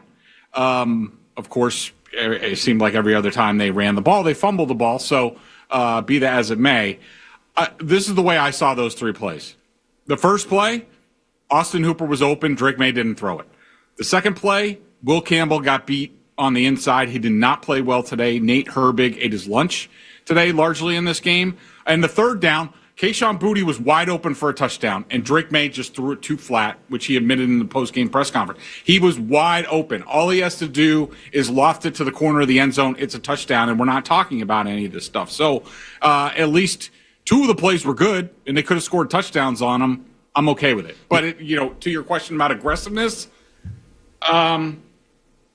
No, I don't really have a problem with aggressiveness. It's just that, at some point in time you go for these 4th and 1s. Like I think what were they 4 or 5 today on 4th and 1? The last one, not being successful. There's really so many that you have in a game plan each week, and I think they were scraping the bottom of the barrel on that last play. Yeah, I just even though it was there. Yeah, I just want to exactly. I was going to say I agree. I thought that the play calls worked today. They just didn't execute the plays. But on that 3rd down, though, you got to give credit to the big defensive tackle there. Like Cam Hayward made a big play there, and then he punched out the fumble on Ramondre Stevenson. So but I mean. Yes, I understand, but if Drake throws a better ball, like that pass might have been, it was probably going to be picked off the way they were playing sort of a trap coverage. And if Cam Hayward doesn't tip that ball, which he barely tipped it, I still think he picks it off because Drake didn't make the right throw. That's a play that just needs to be lofted to the back pylon, and it's an easy touchdown. All right, so I wanted to get to another thing, and I'll come back to that. I want to ask you about Drake May because he keeps coming up. His trajectory, Greg, after 3 weeks here into year 2, where are we? Is this going in the right direction? He makes plays, but then he has these maddening mistakes. He looks hesitant in the pocket. You're talking about the throw he made on the goal line, a couple bad reads. Where is his trajectory right now? I still think it's pretty good, Mark. Okay. And I know that's not going to satisfy a lot of people, including yourself. And No, that satisfies me. Yeah, no, but I would just say, and it's similar probably to what we talked about after the Raiders game. I would say he's making more good plays than he is bad plays. Yes, they're they're really bad, some of his bad plays. And I think that he was trying to flip that ball to Travion Henderson when he got stripped, and who knows if that would have been completed or not. It could have been picked off. I would just say that I'm going to continue to say this, and I'm going to have patience because I learned my lesson with Josh Allen. I killed Josh Allen early on in his career. I thought he was never going to be anything because he made a lot of stupid decisions. Andrew Luck in some ways was similar, probably less bad plays, but I think everybody just has to have patience with Drake, that he's making so many good plays and that he's growing in this offense, which you could see by the week. I'm okay with it, and I think at some point he's going to get by it, just like Josh Allen got by it largely. And so I'm okay with it, for now. But at some point, hopefully by the end of the season, second half of the season, we start to see the game slow down a little bit for him so he's not making those soul-crushing mistakes. And I hear what you're saying, but again, this is year 2. I'm going with you. I know he didn't start week 1, but in year 2, Drake May is 1-2, and he's still struggling, and they're still finding ways to lose. All those other guys, Josh Allen, even himself included, they were winning games in year 2. It didn't look pretty. There were turnovers. There was things going on that were ugly, but they were still 10-6 Buffalo in 2019. They were winning games. Why this team needs to win games because of Drake May, and they're not doing it. Yeah, I mean, I will say that Josh Allen was 5-6 as a starter, his rookie year. I would have to see, how he, started the next year. I know they went 10-6 his second year. They did start out hot. They went 5-1 to start off his second season, so that's good. He was also, had Brian Daboll, second year in the system. Drake May is second year, new head coach, new offensive coordinator. So I don't think you can judge. It's not apples to apples to me, but I understand the frustration. I would just say there's too much good that we see to get too frustrated by it yet. Sure. And we all hear about that, the second half of the second year, and that's really, really where the big jump occurs, and we'll wait and see. I mean, he's definitely making more plays. They look more dynamic. When we get back, we're going to have more from Greg Bedard of the Boston Sports Journal. This is the Shaws and Star Market Patriots post-game show on the Safety Insurance 98.5 The Sports Hub Patriots Radio Network. In recent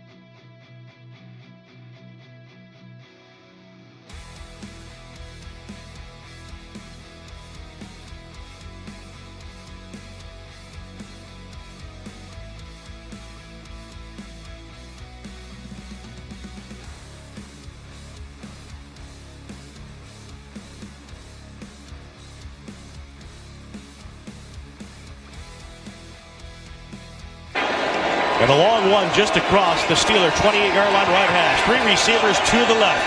Henry flexed out to the right, short side of the field, with May joined by Stevenson on his right hip to lean forward from the gun.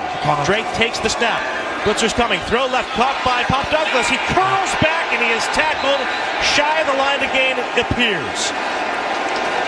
Made the catch, trying to step around a defender, and he is brought down in the open field. And that is a terrific play for the Steelers by Peyton Wilson, who recovered the fumble in the end zone by Ramondre Stevenson. One of the 5 turnovers in this game, and now the Steelers get a turnover 1 minute, 3 seconds on the game clock. 1:03. 1:03 to go. The Patriots are about to fall to 1-2. All right, back on the Shaw's and Star Market Patriots postgame show. Mark Dondero, Joe Murray.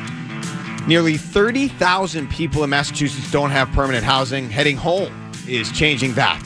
Get involved today at headinghomeinc.org. And we're back with Greg Bedard of the Boston Sports Journal. Greg, I'm taking the L here. I admit I was dead wrong to this point in the season about what I thought the Patriots were going to get out of Pop Douglas. They have not gotten anything outside of that touchdown in week 1 where he had negative yardage receiving out of Pop Douglas.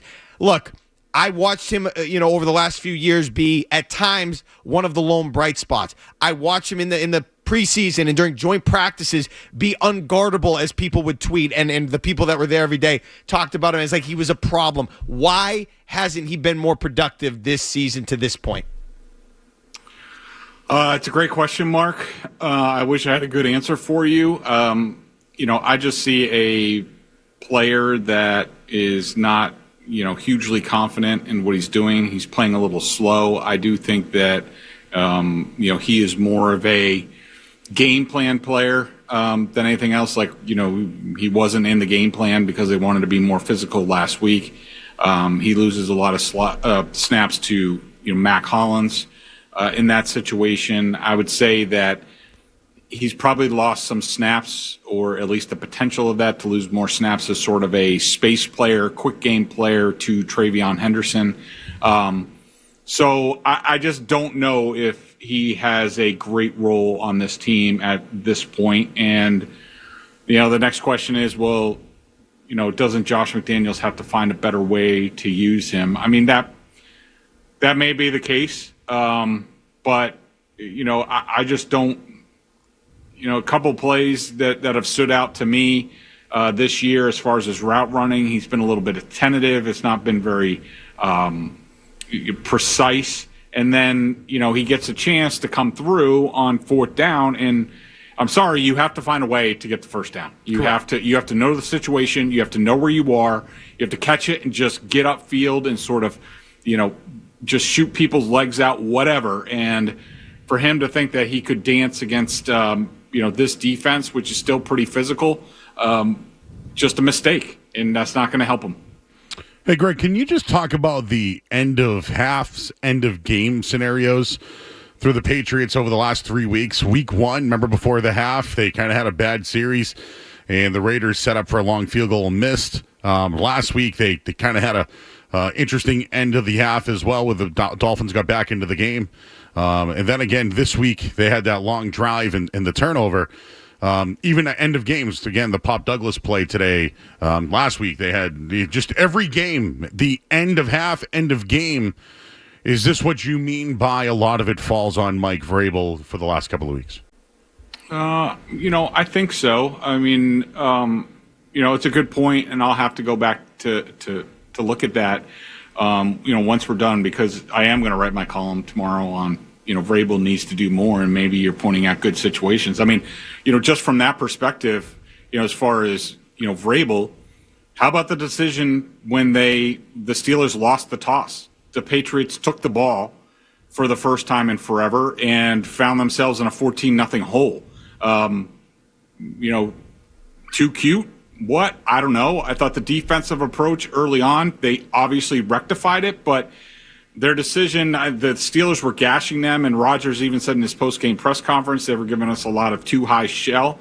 What why do you need two deep safeties against the Steelers? They don't throw the ball further than like 8 yards, and they're going to try to run the ball. Like, why are you? I mean, they were getting gashed in the running game. They gave up, I think, 48 yards on 10 carries in the first quarter. That's just not a wise approach as far as the game plan, and that's when I've been underwhelmed by this coaching staff so far, especially on the defensive side of the ball. But yeah, I mean, look, I would say yes, they're failing in crucial situations. I think Vrabel's argument would be like, we're trying to; those are sort of minuscule problems, and we're trying to solve bigger problems in getting this program going. But it hasn't been good. You're right. So let me ask you this, Greg, as we continue the theme, I guess, of coaching.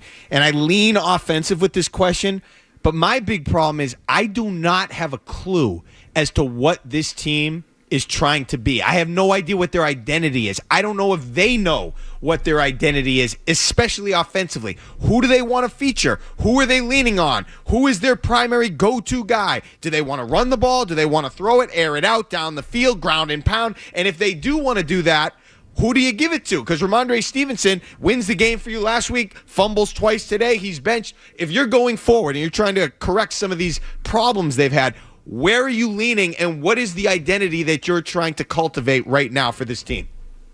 Well, I just don't think it's wise to say, like, this is definitely what we're going to do on offense. Because, I mean, let's just say they were going to be a power running team with Ramondre Stevenson. Well, I mean, what if you don't have the offensive line to do that? What if the other team, like the Steelers, are, pretty good on the interior with, Hayward out there, and I think Harmon they got back this week. What if you think, against the Dolphins, you thought you had the edge against their pass rushers who really don't defend the run and just want to go up the field. So then they go more wide zone.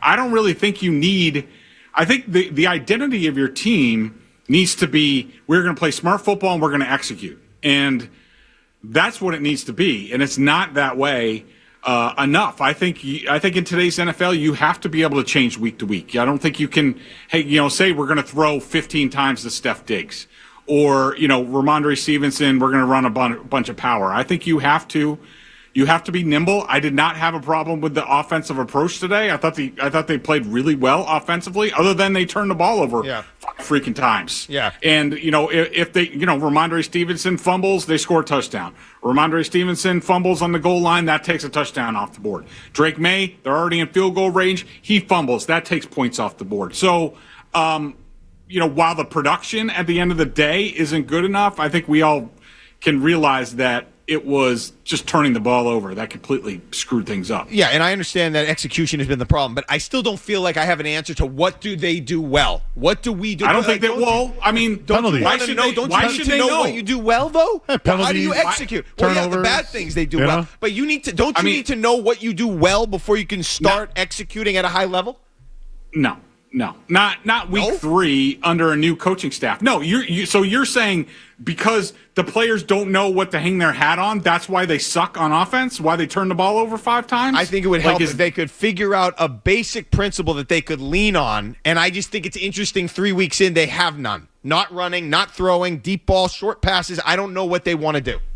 Hey, that's not unusual. It's not unusual for this outfit. I mean, remember the year where they got blown out in Kansas City, and people were asking if Tom Brady was still the quarterback, going to be the quarterback, and things evolve over time. Like these guys have so little information on what their team does due to the way they practice in training camp, the preseason, that really, you got to look at like the first 4 weeks as sort of an extension of the preseason to when, all right, and plus it's a new coaching staff, new scheme on offense, new scheme on defense.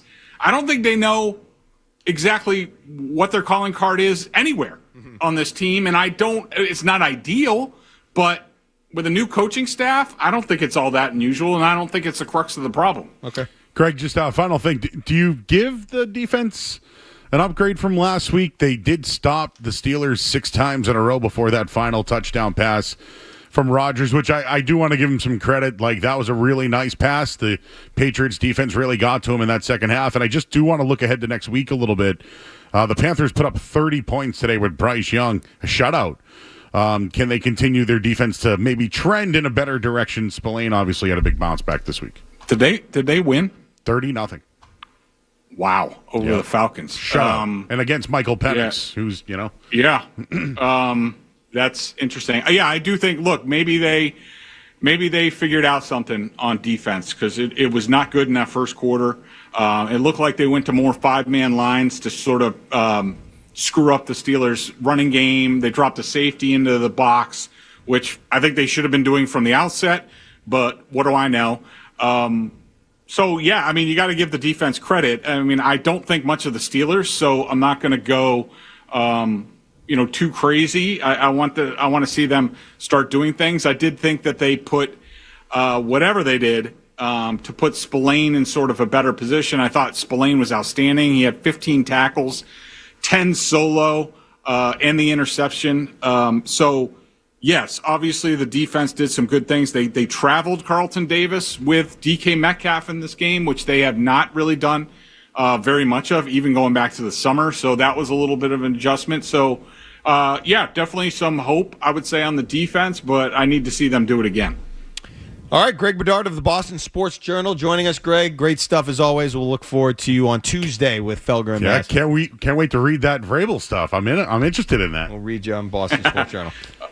All right, thanks, guys. All right, thanks, Greg. We're going to get a quick headlines from Joe, but first let's pause 10 seconds for station identification on the Safety Insurance 98.5 The Sports Hub Patriots Radio Network. From the Town Fair Tire Studio.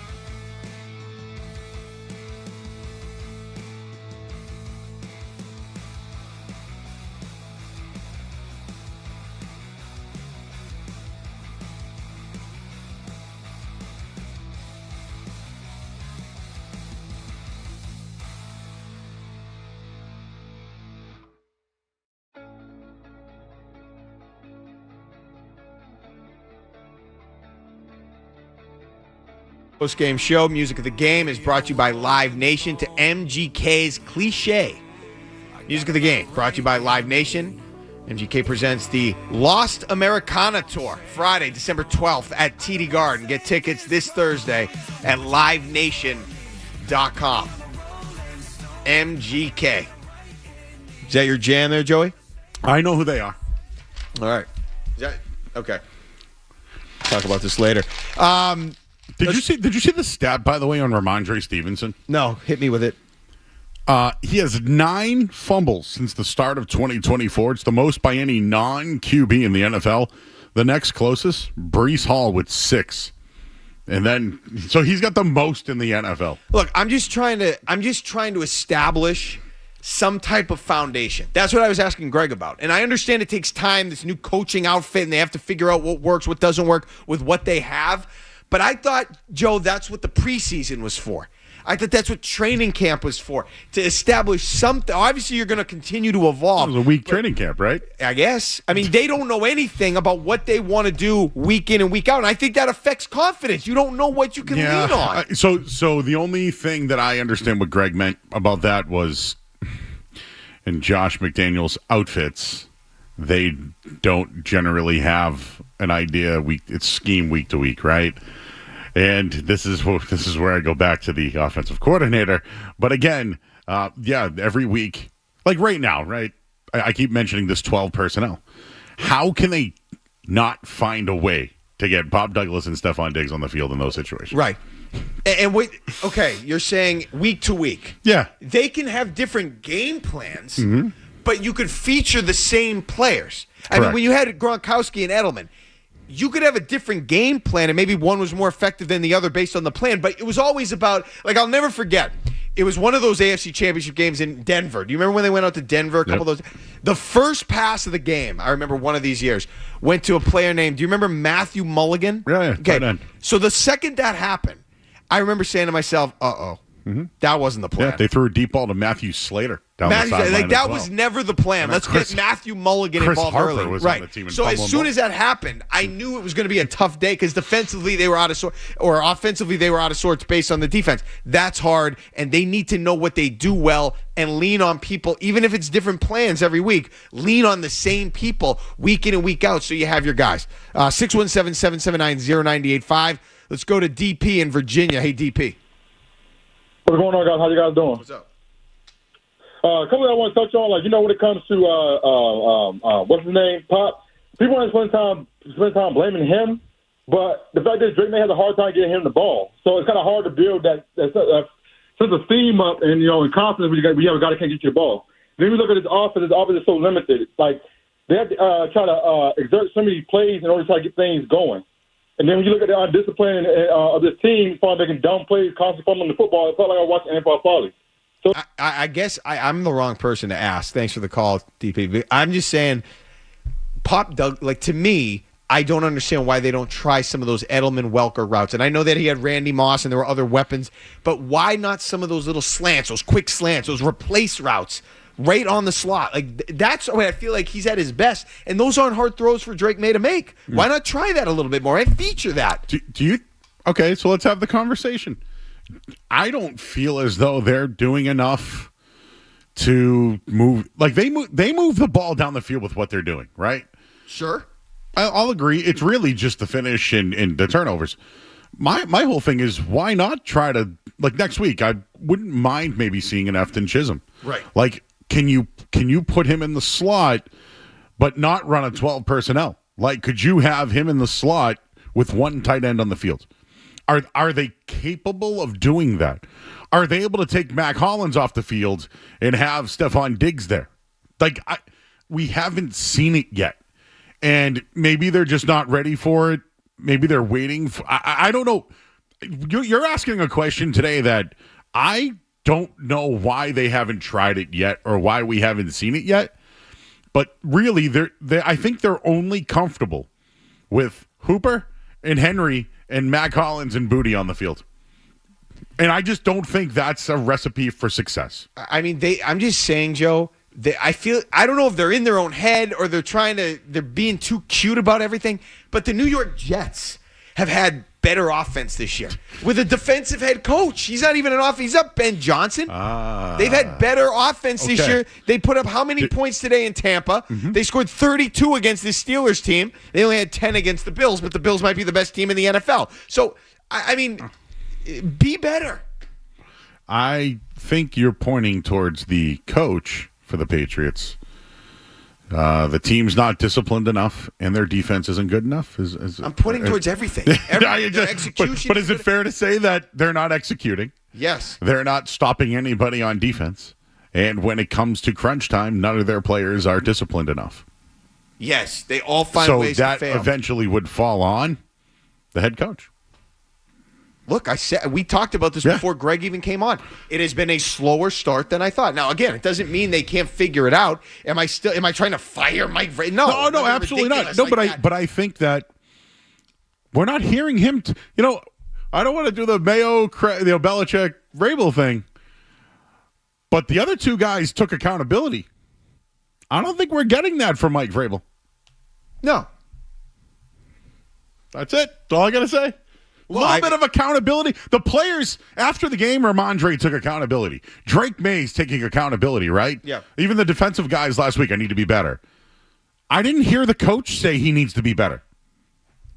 I think we might have to hear that. No, that's maybe fair. the players need to hear that. That's fair, and maybe that's just because maybe I'm not reacting as strongly because I'm just so sick of hearing it. It's trying hard. It's a tired act. Yeah, exactly. And how many times did we hear that last year? Right, they're still playing hard. It was horrible to hear every weekend. Let's sneak in one more. Josh is in the car. Hey, Josh.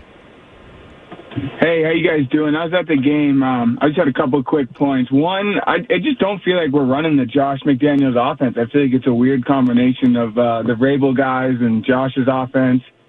Thought that was weird. And then also comment on the scoreboard. We were not getting replays on some of these big plays on that Aaron Rodgers slide. They marked him 3 yards forward from where he slid, and they called the timeout after. We had about 3-4 minutes to challenge that, and we didn't even get a single replay. That's interesting. I mean, the replay thing would be maddening if you're at the game, but the Josh McDaniels point, that's interesting. Do you think is he handcuffed a little bit? Because I would agree that like some of those plays, I'm talking about the slot receiver and some of those things that used to be his bread and butter, they're not doing. He's not going to them. Is that part of what's going on there? Has he been handcuffed? Has he been muted to an extent?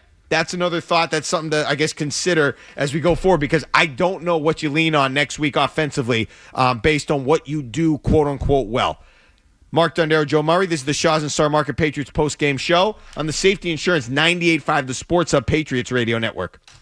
Hey, it's Maz for Window Nation. Right now, buy 2 windows, get 2 free, plus 0 down, 0 payments, 0 interest for 2 full years.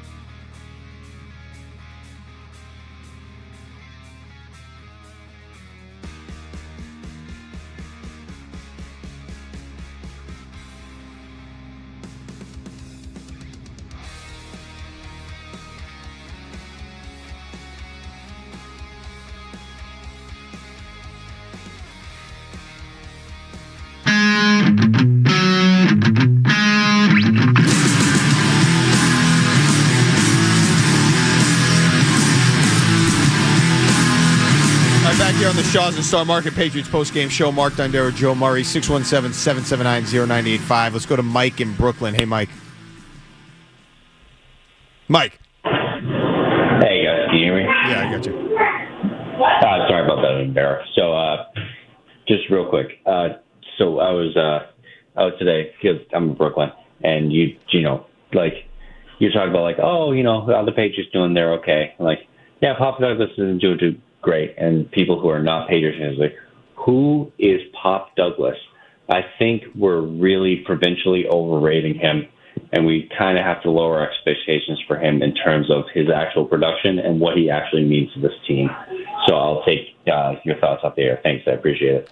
He's exactly right. And I'm the first one that needs to step to the line and say I overrated him, because based on what we've seen, I completely overrated him. And I just thought he was the lone bright spot at times for a team, an offense that was really just trudging along. And I'm thinking about what Josh McDaniels did with all these guys in the slot, from Jacoby Myers back to Troy Brown and Wes Welker and Edelman. And I just thought, based on what I saw with my own eyes, that Pop Douglas could contribute to that lineage, and it has not been there. And I don't know how it's going to come to that point. I think he can. I just don't think he can when they're in the two tight end set. I don't think there's a spot for him on the roster. And, you know, when we were talking about Efton Chisholm potentially making the team this year, he was Pop Douglas' backup. I'd look to see what he can do. Yeah.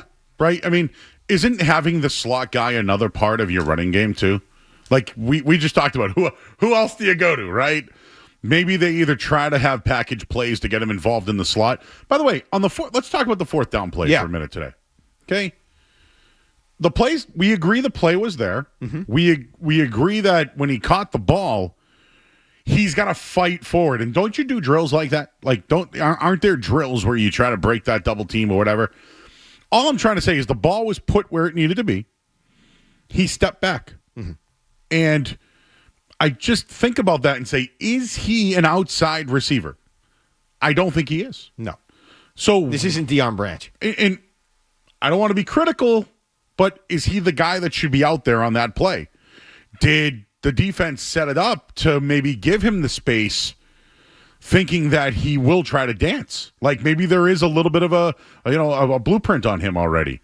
I just would have rather preferred an outside receiver, like a Booty, Hollins, Steph Diggs maybe, just somebody else to get that play. But you know what, though? In the end, the play was there. He didn't make it. Yeah, it was a mental mistake. You have to know where you are. You have to know that the game is over if you don't get it, and act accordingly. And he didn't do that. Circling back is not acting with the knowledge that the game is over if you don't get the first down. That's trying to get a chunk play, make a trade. There was still time for them to get down the field. You didn't need that. You had to have the first down. He caught it. I thought they did, both May and Douglas, a good job reacting to the blitz.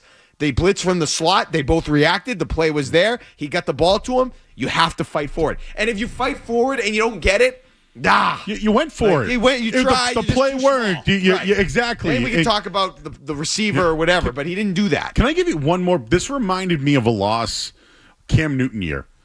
They played Denver. It was somewhat of a comeback game. On a fourth down, they had N'Keal Harry wide open, and Cam Newton kind of overthrew him. And at that point, I didn't want to blame the quarterback for that. I know, the instant reaction is, hey, throw it past the sticks. I'm not going to do that. I think the play was there, but losing the game on that, that when you were aggressive all day, it's just such a bad look for the team. It's a bad look for the team, and it questions everything about the offense and coming up big in plays in moments where you have to have it, because that was a mental mistake. Again, a physical mistake, it stinks, but you can get around that. That mental mistake on top of all the physical mistakes today was tough to deal with. Christian is in New Hampshire. Hey, Christian. They need to just cut this kid. Which one? He's talking about Ramondre Stevenson. Should they cut Ramondre Stevenson and send a message? They could, and actually, he had a quote after the game that if I can't run the ball, I can't help the team. Right. If you can't hold on to the ball. And I want to just bring this up. He was one of the extensions, part of Elliott Wolf and Gerard Mayo. If you look at it, it's been like The Godfather. They've been whacking these guys all year long. He could be another one from that group to somewhat send a message that you guys got a contract extension. You're not playing up to the potential. I'd go back to him one more week. But I think shots are fired on that one. Yeah, I mean, how many more times, how many more weeks are we going to deal with? We talked about him being on the bench, being in the doghouse. We've had that conversation a million times. Another thing I want to bring up real quick, Joe, before you go to break, we're going to get to coming up in a little bit. We're going to talk around the NFL. How do you fix this home field thing? I mean, this is a problem, man. They have been so bad for so long at home. I mean, get out of go somewhere else.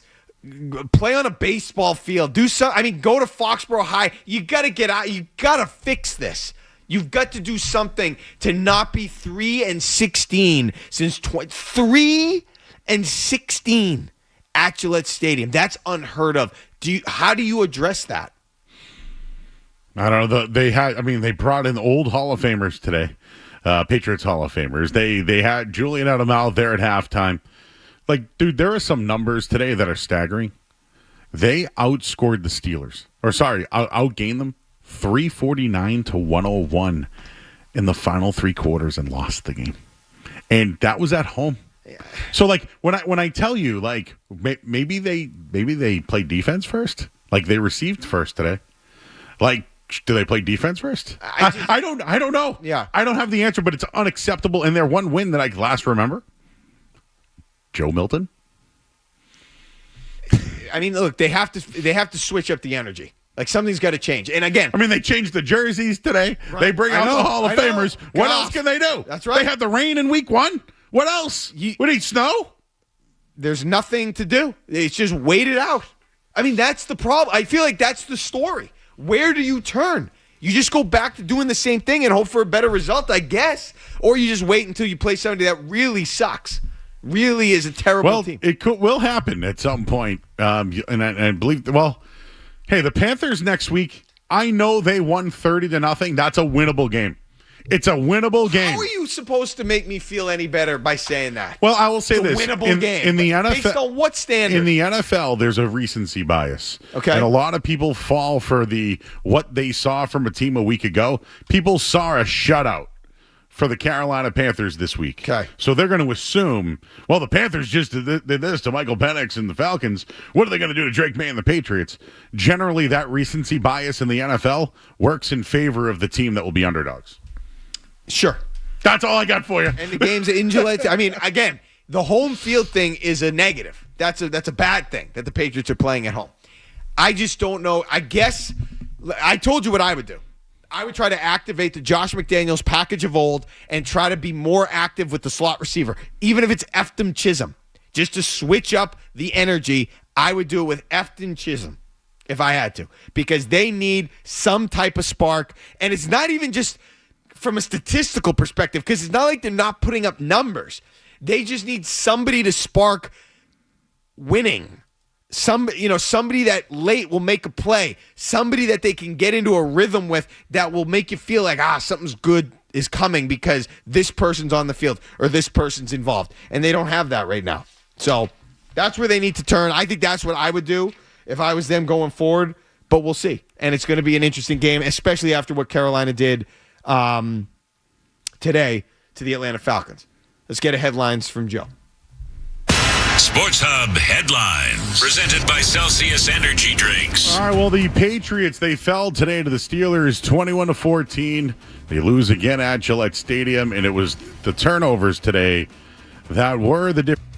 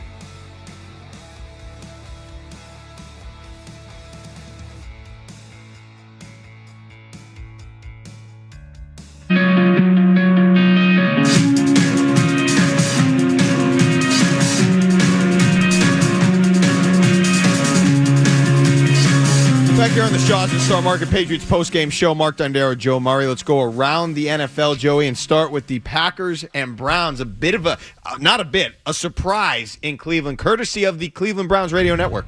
And now Andre Schmidt for the win from 55 yards out. Middle of the field between the hashes. Bojorquez kneels at the 45. 2 seconds left. Snap is back. Kick is up. And the kick is right down the middle. And it's good. Wait, there's a flag. It's good. Andre Schmidt nailed it. Green Bay's throwing a helmet. It's on Green Bay. The Browns have beat the Green Bay Packers. So your take on this loss for Green Bay, who a lot of people had anointed the best team in the NFC before losing at Cleveland, Joey? This is what I mean by the recency bias. You saw Green Bay beat up on the Lions in Washington, and then they go on their first road game. And what happens? Jordan Love throws an interception. I don't know how Cleveland won this game. Joe Flacco was terrible, had an interception. They were down 10-0. Yep. Judkins, though, who's had some issues, as we know. Yeah. Big game for him today, 94 yards and a touchdown, and they sacked the quarterback today. Honestly, the Browns, they needed this one. They beat the Packers. This is what I mean. There are teams that have these hiccup losses or these trap games. This was such a trap game for Green Bay today. Texans at Jaguars. The Jaguars recently have had more success against the Texans than the Texans have had against them. This game, you could have heard it on the Jaguars radio network. 27 seconds to play. 3rd and 1 Texans from the 28 of Jacksonville. Shotgun formation. Collins now on the near side, dropping a C.J. Stroud. He gets hit as he let it go. The ball's floating up there. The ball is picked off! The Jags, I believe it, picked it off! The Jags have picked it off! The Jags have picked it off! They take over at their own 4-yard line! What a play! They hit him as he let it go! It was picked off! Antonio Johnson has the pick! So, I mean, there was the call. I'm more interested, Joe, in this situation in terms of what we're seeing from C.J. Stroud. Yes. Just because he came on so strong as a rookie, and now I don't really know what to make of him. He's taken a step back. His offensive line is worse. Remember, they traded off pieces like Tunsil, et cetera. They only really have one option, Nico Collins, but they can't run the ball. They brought in Nick Chubb this year. They've been without, who's the old kid at Cincinnati there, but Trevor Lawrence struggled again today. Joe Mixon. There you go. He's been a pretty good player. He'll come back. But they're 0-3, dude. Like, how many teams start 0-3 and make the playoffs? No, it's hard enough at 0-2. And I know there's another game now, but that's a bad. But you draft a guy like this, and now he's regressing? Big time. Like, it feels, it's maybe big time strong, but he's definitely, and Trevor Lawrence with it's the same story. He keeps teasing you. You think maybe he's going to be, and he's just okay. He does just enough. 17 points. Yep. Hey, whatever. Duval's running the ball well. Yeah. Etienne and Tootin today with touchdowns. The Vikings all over the Cincinnati Bengals, who obviously don't have Joe Burrow. Jake Browning out of the shotgun throws a quickie right. Caught Noah Fant, his 5th catch. He dropped the ball. Isaiah Rodgers picked it up. No way. Is gone. 2 defensive touchdowns for number 2. Isaiah Rodgers. Well done, young man. Sound courtesy of the KFAN Minnesota Vikings radio network. The Vikings, a confusing performance last week against Atlanta, put it on the Bengals today. They crushed them. Carson Wentz, J.J. McCarthy on the injured list. I don't know what's going on with that one. I don't know if I believe, but Carson Wentz ran the offense, 2 touchdowns. They ran for 100. Justin Jefferson and Hawkinson got going today. No running game whatsoever for the Bengals. Jake Browning did have 2 interceptions in this one. Again, the Bengals are 2-1. They have to survive right now. And with some of the losses in the AFC today, the Bengals in their division, Joe Burrow could be out the next couple of games. It looked for a long time like the Rams were going to hand the Eagles their first loss in some time until it didn't at the very end.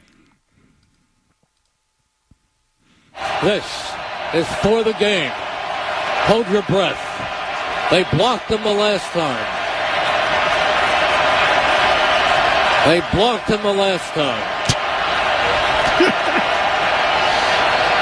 They blocked him. I got to hear this call. The ball is spotted. The kick is away. It's blocked. It's blocked. It's picked up by the Eagles. Running with it is Davis. 30, 20, 10, 5. Touchdown. Game over. Jordan Davis. Are you kidding me? Blocked him again. Are you kidding me? Blocked him again. As heard on Sports Radio 94 WIP. You know that play-by-play guy. I felt some responsibility for that block. Yeah. Jordan Davis with the block kick. By the way, just for the gamblers out there, all you gamblers, shout out. The Rams were plus 4.5 in this one. And they gave up 26 points in the second half. That block field goal turned into a touchdown at the end of the game there, and the final score was 33-26. We call that a backdoor or a moose. That was a bad beat for the gamblers today. Jets at Buccaneers. The Buccaneers, again, finding a way to pull out a clutch win, this time at home. Field goal dead in the middle of the field from 36 yards out of the hold of Riley Dixon. Everybody waits. Snap is down. Kick is on the way. Kick is good. And the Tampa Bay Buccaneers are 3-0 for the first time since 2005. It was not easy, but Chase McLaughlin's fifth field goal of the day wins it. 3 straight comebacks. Got to hand it to Baker Mayfield. That sound courtesy of the Buccaneers Radio Network. Baker Mayfield is just a baller, and he can convert and comes through for the Bucs. Shout out to Tyrod Taylor today. 2 touchdowns, really had the Jets rolling. How do you give up 27 second half points to lose? That's what happened. Yeah, if you look at actually the Jets, scored 21 points. 21 in the fourth. 21 in the fourth on the comeback, and then still win the game. This Baker magic, baby.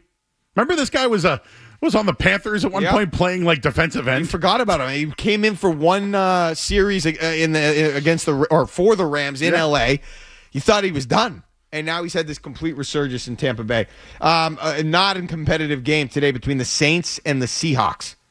This is a long, high spiral. Horton back at his own 5. Gets 1 block, gets 2 blocks, turns upfield. Got some running room across the 30, 35. He may go 40. What a block. Midfield 40, 30, 20, 15, 10, 5. Mr. Horton. Touchdown. Seahawks. So that was courtesy of the Seahawks broadcasting. Saints, to this point, Joey, living up to expectations, and this game was very over about a quarter in. Oh, yeah, 21 points in the first quarter. So at least the Patriots will see the Saints and hopefully Spencer Rattler in a couple of weeks. Maybe that's one of the games that they'll be favored in and could win. I mean, this is Seattle, dude, 44 points. Is their young coach and their signing of Sam Darnold and leaning on Kenneth Walker and with their good receivers, et cetera, Cooper Kupp, are they turning the point and growing with their young coach while some of these other teams and their young coaches or even veteran coaches like Vrabel are somewhat staying the same? Seattle, I'm very impressed with, I have to tell you. The Chicago Bears are currently hosting the Dallas Cowboys, and dare I say this might be the coming out party for Caleb Williams? One safety back deep. Here's the pitch to Swift. Tosses it back to Caleb Williams. Looking deep down the left side. Going for Luther Burden over the shoulder. 20, 10, 5, end zone. Touchdown. Touchdown Bears. Ben's bag of tricks, baby. Courtesy of the Chicago Bears Radio Network. 4 touchdowns, Caleb Williams in this one. Luther Burden, Roma Dunze, DJ Moore, Cole Kmet. No picks. And all, like, those are we talk about playmakers? Yeah. All of their playmakers are helping out Caleb Williams, right? Luther Burden went out a 65-yard catch. He had 100 yards on 3 catches. Like, these guys are playmakers. They're drafted playmakers, right? This is something the Patriots don't have that Caleb has. So you're right. I think this is the coming out party. And how about the Cowboys and Dak Prescott getting smoked on the road today as favorites? 285, 4 touchdowns, no picks for Williams, and they've basically just started the fourth quarter. A completely dominant offensive display today for the Chicago Bears. And finally, one of the most interesting teams in the league, and my MVP pick, the Chargers, but it was Bo Nix on this play, Broncos-Chargers today in Denver. This will be Sean Payton's best. They line up in a quads look right. Nix fakes the toss right, throws the ball. He's got a wide open receiver inside the 15, 10, 5. Touchdown, Courtland Sutton. Well, I said you'd get his best call. I guess his best is pretty good. 52 yards. So that was the Broncos and Chargers, courtesy of KOA in Denver. That game actually, I believe, in Los Angeles, not in Denver. But the Chargers, a good start to the year, and obviously have high hopes this season. Yeah, after last week's game for the Broncos, this is a divisional game, very important considering the struggles of the Chiefs, who play later tonight.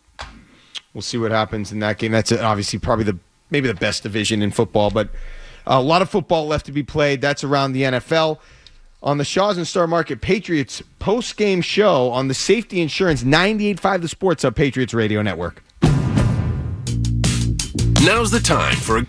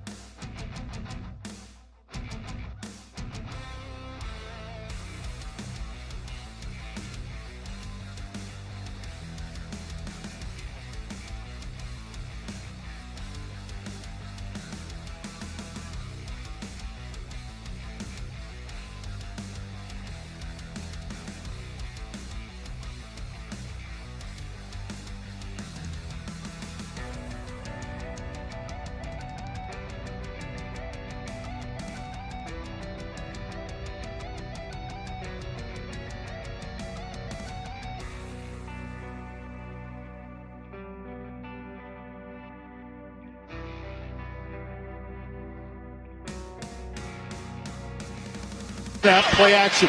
Young looking for room to run. Flush to the outside. He's got the corner. He's got the 5, the 2, in for the touchdown. Bryce Young takes it in from 4 yards. Lane was very good today in coverage. I believe Bedard today had 15 tackles. Also had an interception in this one. And just Hunter Henry did everything he could today. 7 catches, 78 yards. Downs. I think we know about Stevenson, but I'm going Alex Austin. Mm-hmm. He's having some trouble. And I thought Carlton Davis, the veteran cornerback, struggled once again against DK Metcalf. And 2 weeks ago, or was it a week ago, kind of chased at a ball late in the game. I've expected more out of Davis. So I'll go Alex Austin, Carlton Davis as my down. I have the same ones as you. I'm going to just add Pop Douglas to that. I've just been so disappointed with what we've seen out of him, and I just don't understand why.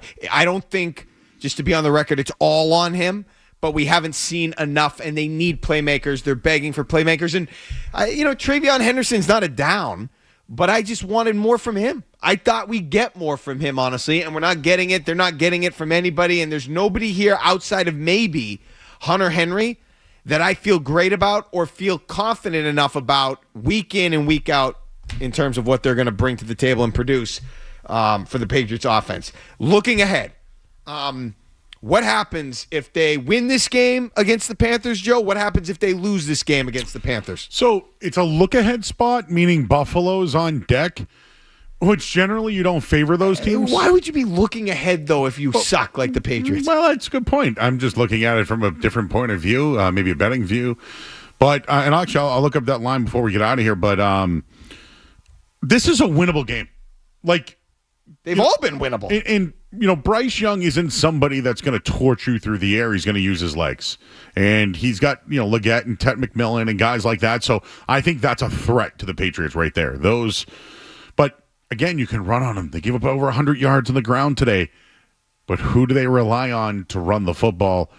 I thought offensively overall today they made plays. I hope they move the ball downfield a little bit more. And, we've talked about what else they can do. Chisholm's one guy I'd look into. But if you want to throw the ball downfield more, you got to give Kyle Williams a little bit more of a shot. So we've seen what they have, Mark. I think we need to see what we haven't yet.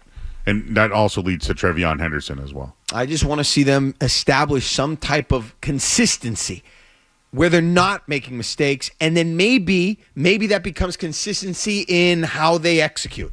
Wow, that play keeps working to Pop Douglas or to Hunter Henry, or this formation can really be their bread and butter, and they can, off of play action, make plays down the field. I just don't see any semblance of an identity, even defensively.